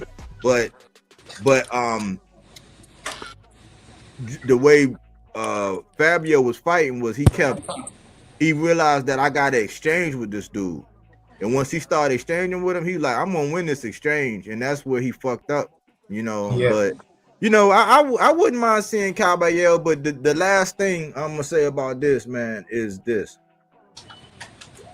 when he won and they first, you know, they first gave him the mic, I let him say it. The first thing he said was, ooh, sick. I was like, man, that shit was so hard, man, because that's all we really be wanting to see. We don't be wanting your promoter to do all the talking for you and let all the fan base do all the talking for you. He said exactly what it is. He's not shy about it, man. He got out there and called out the top dog, the proper like, so it ain't no, oh, I think he want to fight, and I think he want to. He's like, nah, he want a shot, but he called out a bad man right now. That's not nothing to be playing with. But he got to fight Caballero in order to get that shot. In my eyes, that's cool. Nah, I'm with it. Listen. At the end of the day, he can go. Fabio Wardley can go the WBC route and fight Adjit Caballero and become interim pretty much across the board with the exception of the IBF. Exactly what I'm saying. Do that. Exactly what I'm saying. Do that. He could just exercise his jump off and become and press Usyk for the WBO. Now keep in mind, if Usyk ain't got nothing on the table and Usyk turns that down, he loses that WBO belt. You feel what I'm saying? And but that's why I would prefer him just to win both those interim titles so he can have no choice but to say, you got to fight me. I beat Caballero. At the end of with those two for the WBC, WBO. Yeah, I don't know how he and Caballero. I deserve my shot. Yeah, I don't know how he forces Pulev to drop that belt, because it's like, are y'all serious? Y'all serious? Here, you serious with Kubrat Pulev still being a regular champion? You guys are serious? Or is this? I mean, who do you want to see him fight? You want to see him fight Pulev, or do you want to see him fight Caballero? Hell no, not Pulev. Pulev is not going. What is Pulev? Exactly. So that's why I say Caballero. I think that dude probably is dead and there's a tombstone, but ain't nobody update nobody on nothing. Go to his Facebook page and look and see if the nigga's still alive. But at the end of the day, Adjit Caballero is a next good step up fight for him to kind of clean up some of the errors that he made with Joseph Parker. And if you could pull off the same type of magic and get a TKO stoppage or you know what I'm saying, they'll just beat Caballero on points, then nobody's gonna deny it. And that's gonna either force Usyk to do one of two things: retire or start dropping belts.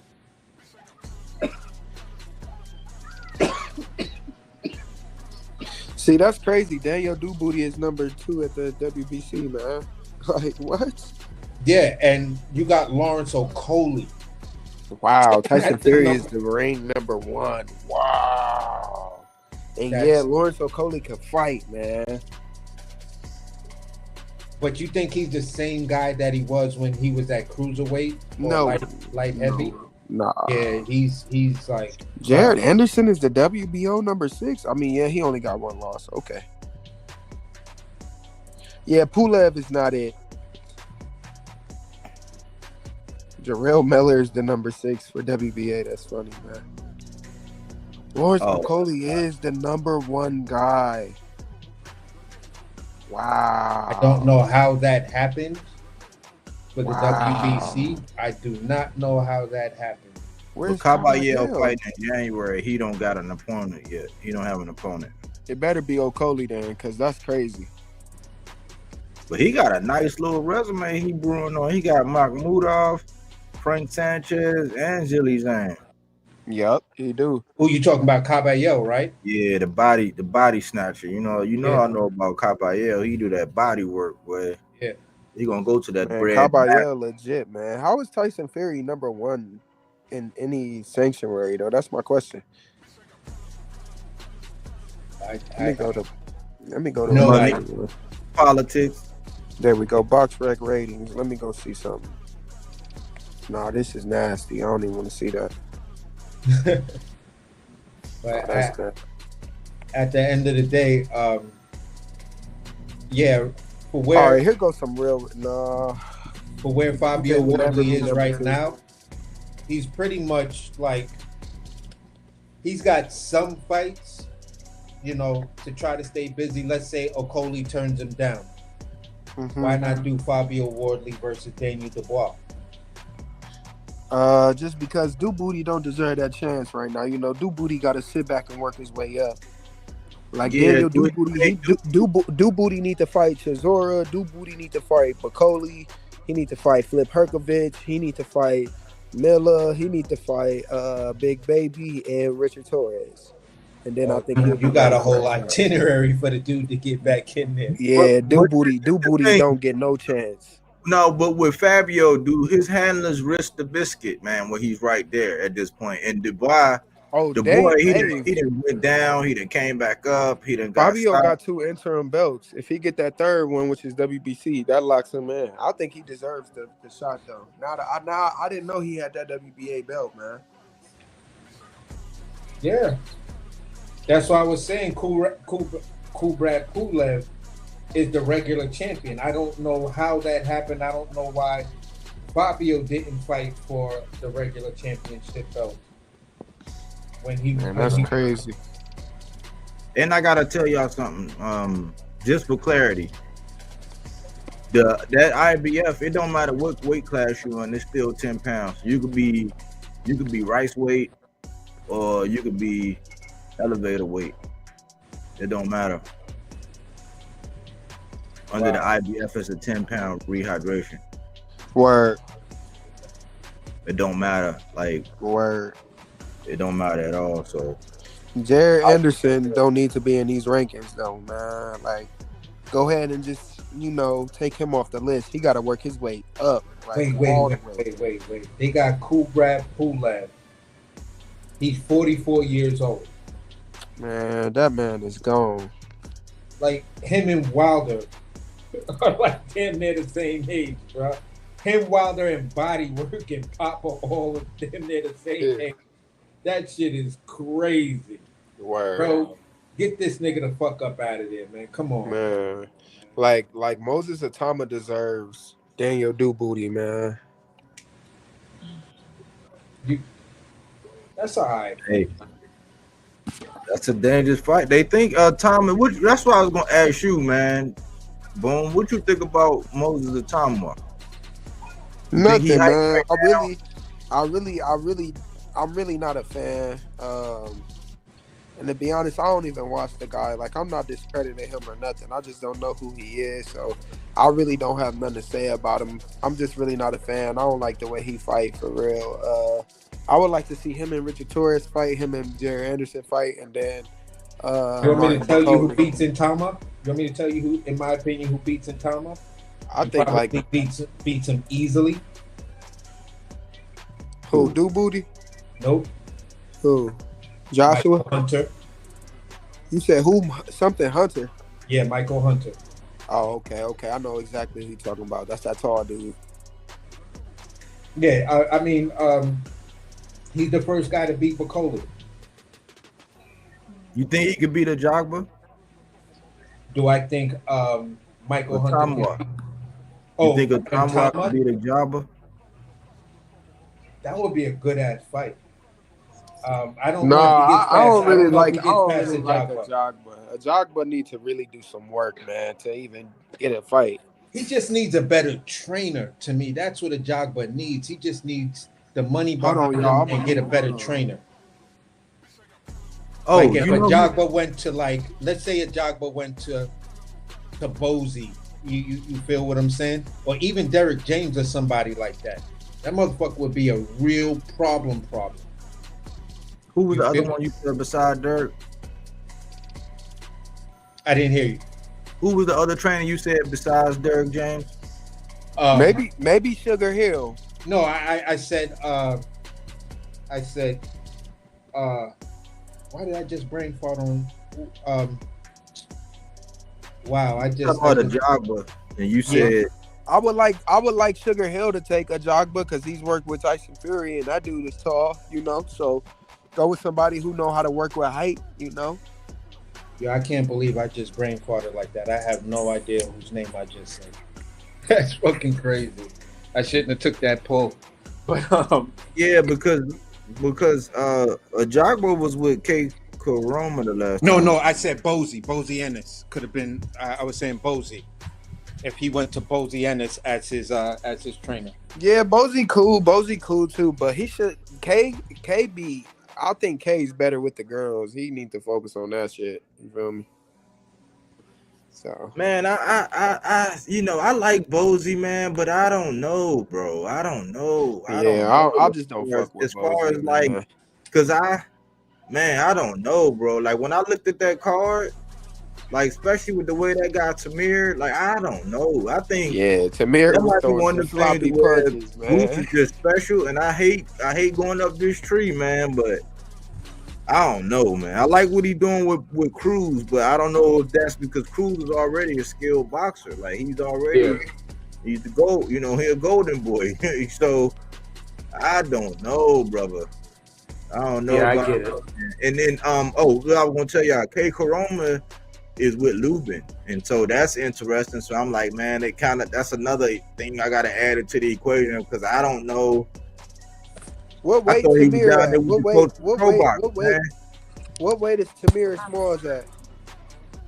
What to no 54. Yeah, he got to work on that. That man, he needs some No, work. hold on. Man. Was that welterweight? What?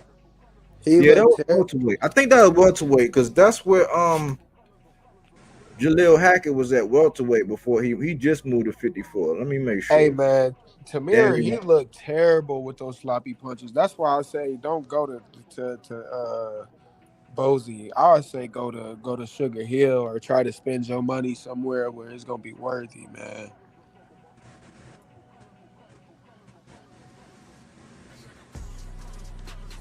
Yeah, man. So it's not just me because I seen that's why I can't listen to them guys, man. I be wanting to listen to them guys from up there, but they just be so biased, man. It's like you can't tell me that fight he had where he had Buddy hurt. Let me see. Yeah, they had welterweight. That's welterweight, man. That's welterweight. Yeah, no, he's some butt. He got to work on that rhythm and shit, cause that shit was bad, man. You seen when he got him hurt, how he was swinging and he almost fell, his gloves touched the canvas. I'm Man, like, only punch I can remember is the wild shit he was doing, man. Tamir Wilder Smalls, man. Like, that nigga wild. Like, god damn, he gonna get caught. hey man, you gonna I think Rolly will beat him, man. I think Hey, Rolly look, will beat the shit out of him. you gonna be at 54 or 47, man. I'm flip-flopping from both. I'm gonna use both because I can make both. Okay. Will you feel more comfortable? 54, but I like 47 because I think I could just no Diddy, but I think I could eat everything up at that division. So Yeah. Man, to me, look, Jack Catterall, he looked like easy work. Gabe Maestre, he looked like easy work. Montes Stanionis, he looked like easy work. I just gotta move. Giovanni Santillan he can go to sleep. Leonardo Sanchez. Let's go. Rashidi Ellis. I'll slow him down with power because he got all he uses speed. Rahan Polanco, that's gonna be a chess match, but I think I can edge it out with my skill and my technique. Ignas Kavalauskas, exposed you, man. So I know what to do. I just gotta be worthy of the power. Liam Paro, that's a nice little tough fight. I think Liam got game, but I think I could, rip to the body a little bit, use a nice jab, and use my distance to keep him away from me. that man gonna look like Cambosis up there welterweight. He ain't got no business up there welterweight, man. Man, He too small. Rolly, he champion, but he a lick, man. He a easy lick. He's a very easy lick. The one dude though that Tamir Smalls just beat, he's very, very like chinny. So I don't know, man. I just when my time come, I'm gonna be able to show the world. But He can yeah, box though. That dude Roman. Who you think will be there by the time you get in that contention? Do you feel what I'm saying? Let's just talk about 47. Who you think will Jermaine Ortiz probably, Oscar Duarte probably.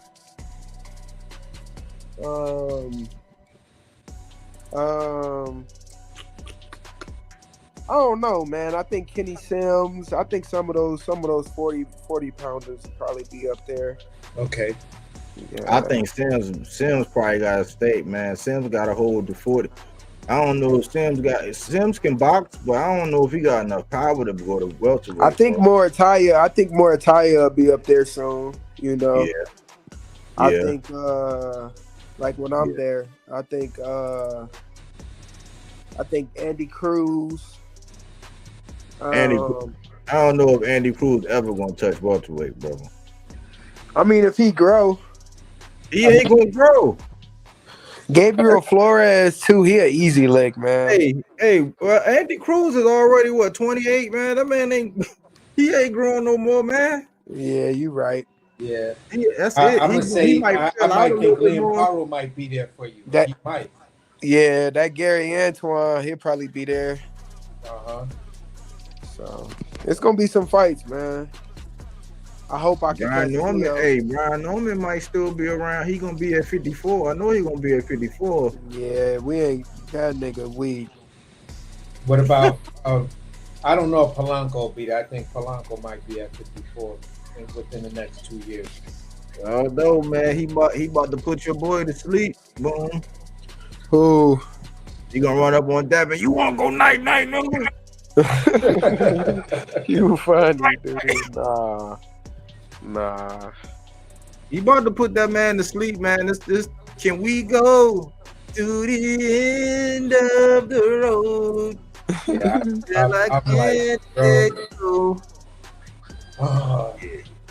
he about to go, man. Yeah, I'm not. Yeah, Brian Norman is out of there, man. But yeah, that's just my little thought process. Yo, listen, boom. I wish all these guys nothing but the best of luck and, nothing but the best of their career. I hope they get their money and they feed their families and their children. And, I'm really, truly wishing, like, genuinely nothing but the best for these guys. And if we meet, we meet. If we don't, you lucky. And that's about it. Yeah, for sure. But I'm quite sure at any given point, once you actually get there and your name ringing bells and stuff like that, you're going to be in the room with plenty of these guys chopping it Appreciate that, AC. Appreciate that for real, man. Joking with them and shit like that.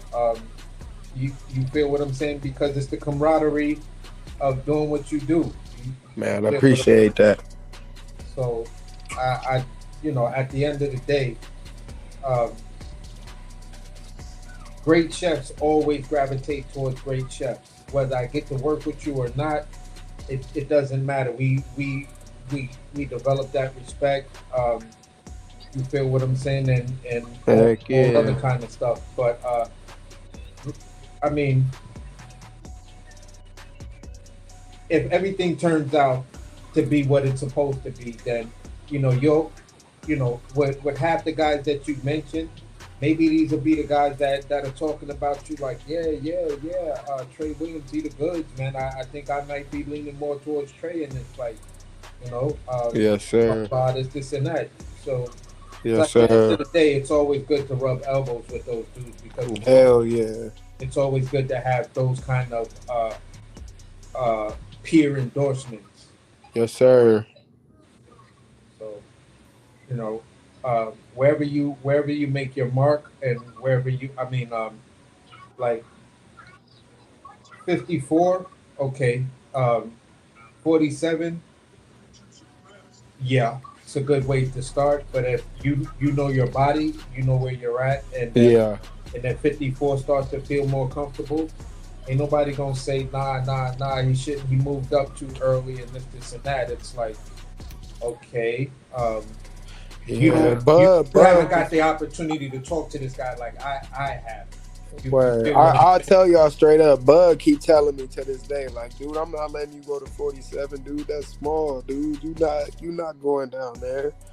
But we'll see, man. I think it's doable. I think I can make the weight. I just gotta train properly and do the proper things, eat the right things, and I think anything's possible, especially because I got God on my side and Allah as well. So inshallah.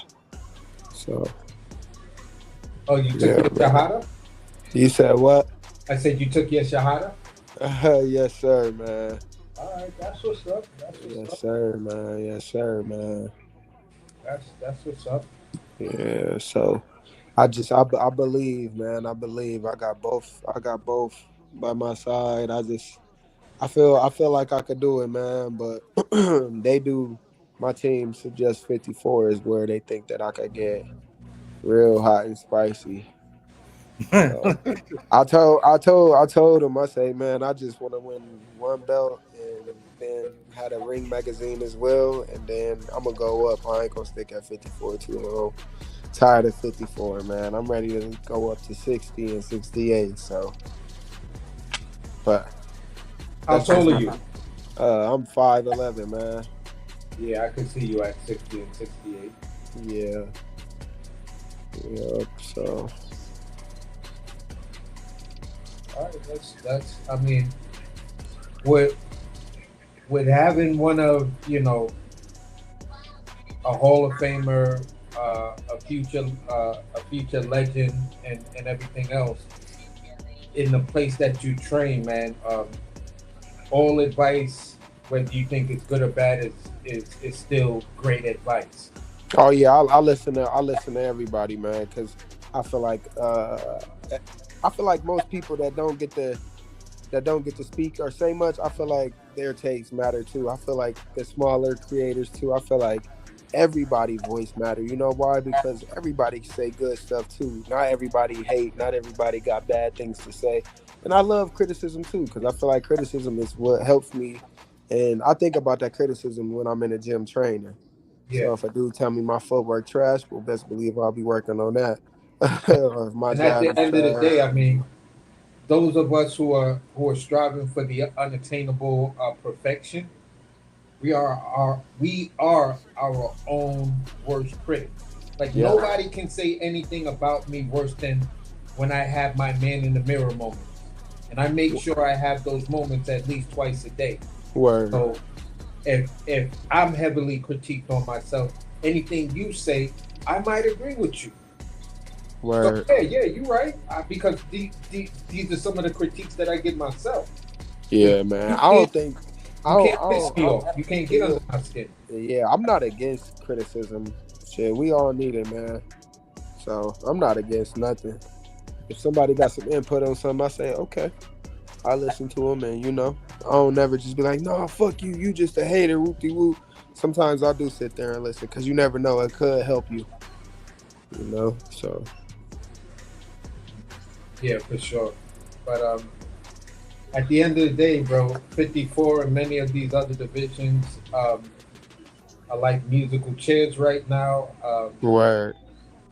Uh, you know, That dude, if I ever fight Vito Melanecki, I'm gonna knock his ass out for sure. He trash. Like, I don't even like arguing with that dude. He be trying to go back and forth on IG. That man he weird, man. He trash. Like, stop talking about me, bro. You suck. Like, I don't even like your name. Like, Melanecki is nasty. Like, what the fuck? Like, nah, bro. uh-huh. You butt. I think that man got like 2 losses already or something like that. Like, I don't even like dude. He butt. He gonna be up there at 60. That man be he had I had said something, like I reposted something, like I don't know what I had said, but I had said something about him being weak or something. And he said something about I'm weak or something like that. And I don't know, man. Just boxers being boxers, but that dude really suck. Like he really suck. But yeah, man. Shout out the panel, man. Shout out AC. Shout out Bodywork. Shout out Bodywork Boxing. Shout out the chat, man. I'm about to go ahead and get up out of here, man. I appreciate Unc for always letting me on. I appreciate AC. I appreciate y'all, man. Yeah, it's lit over here, man. Make sure y'all always tap in, like, comment, subscribe, man. Stay All right, tuned in, man. Bodywork gonna always tell you the truth. He don't lie, man. He put the real spill out there, man. So don't hate it. You know, just take that criticism on the chin, man. He helping you out, man. He trying to perfect your craft, man. And majority of the time, he might fuck with you. That's why he's speaking about you. So don't hate this shit, man. You know, embrace this shit, man. That's how you do it, man. Appreciate you, Body, man. appreciate You a it, real man. one, man. For Hey, real. again, man. Shout out Bodywork Boxing, baby. We lit. All right, man. Have a good All week, right, man. y'all, man. For sure, man.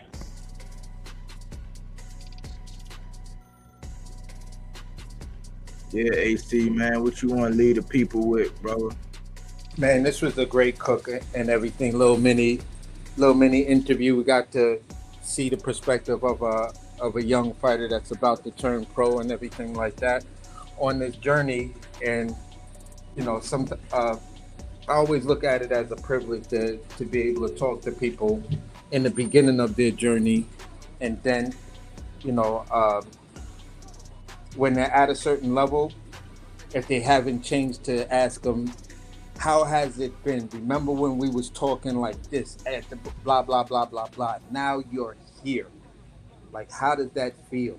You feel what I'm saying? So, you know, that stuff like that, looking at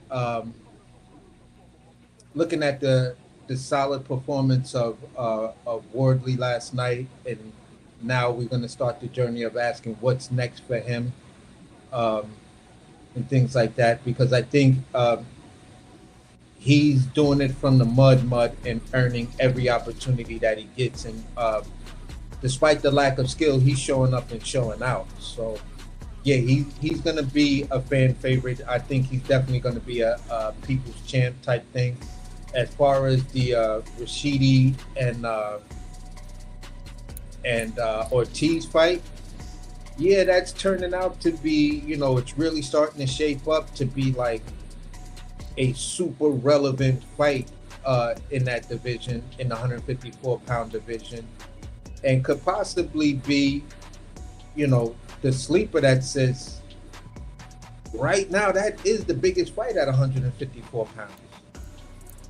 So at the end of the day, we just gotta see where the tea leaves land.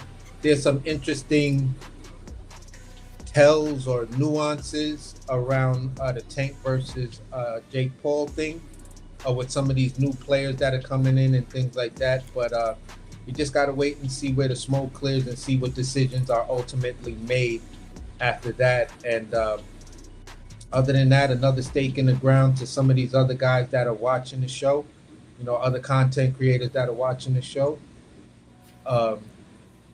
This is another inspiring one.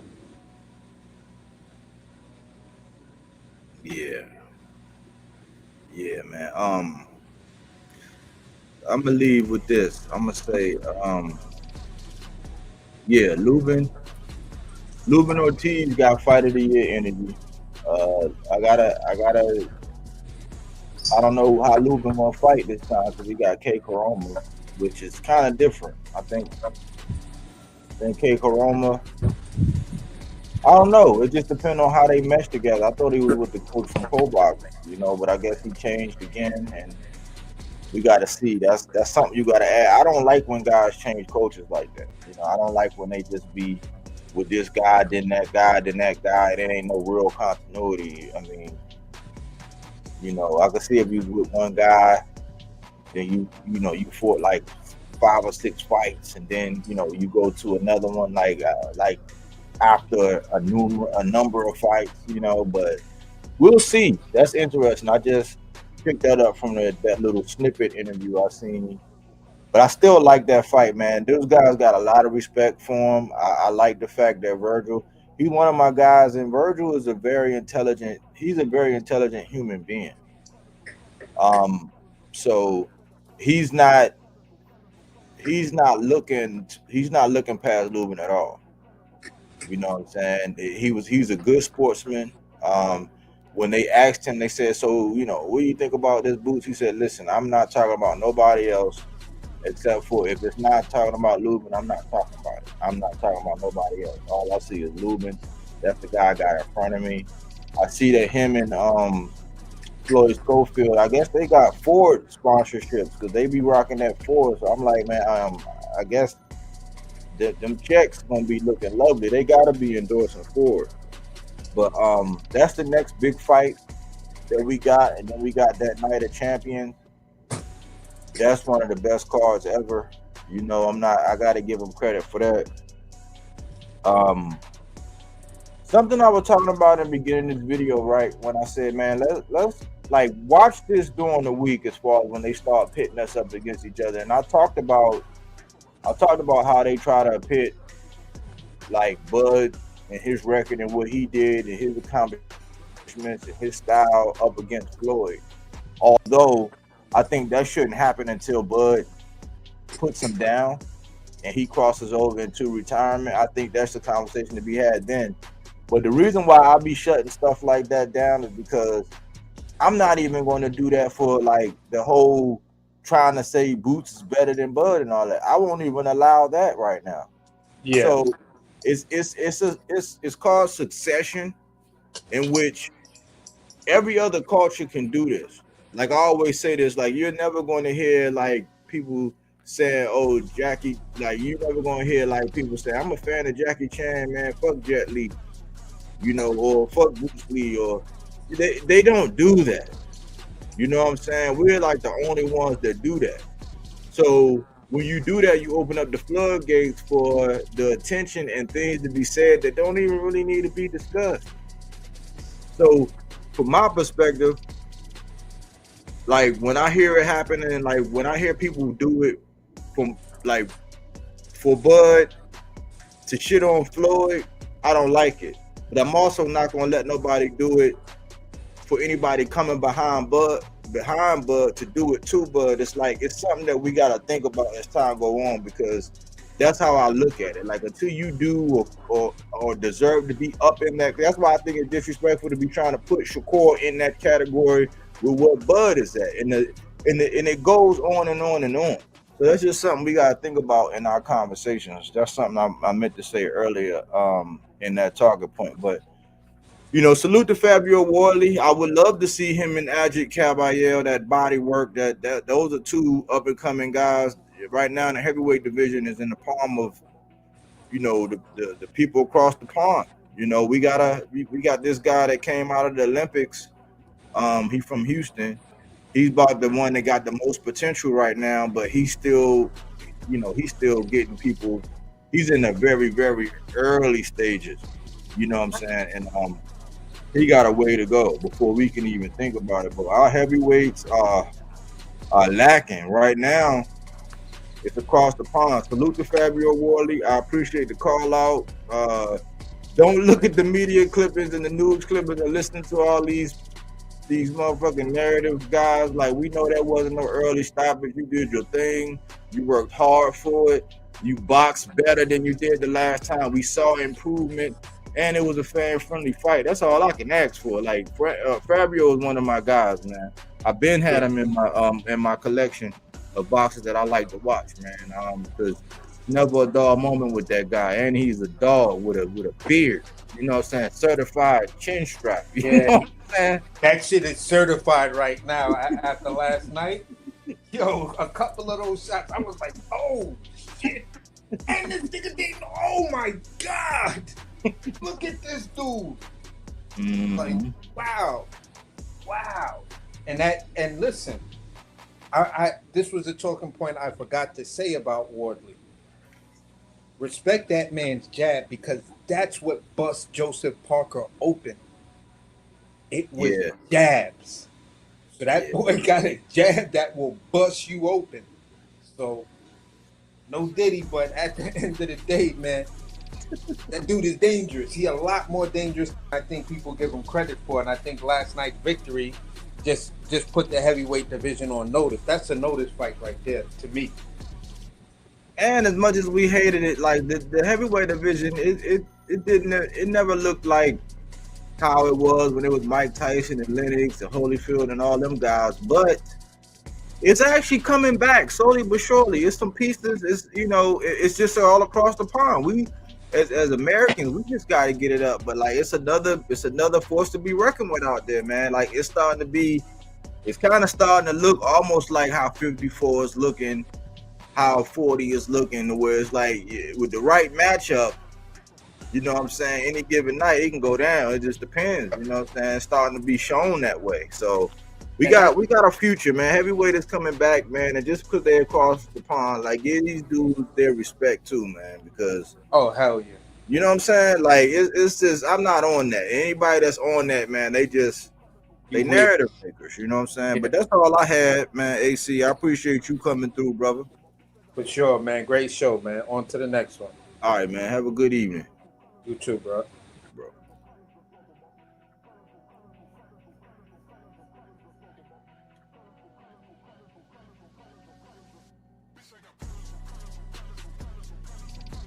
Yeah, this is that fruits and veggies, not that Reggie, that fact-based content, not opinion-based. Silence is consent, meaning that all it takes is for evil to prevail.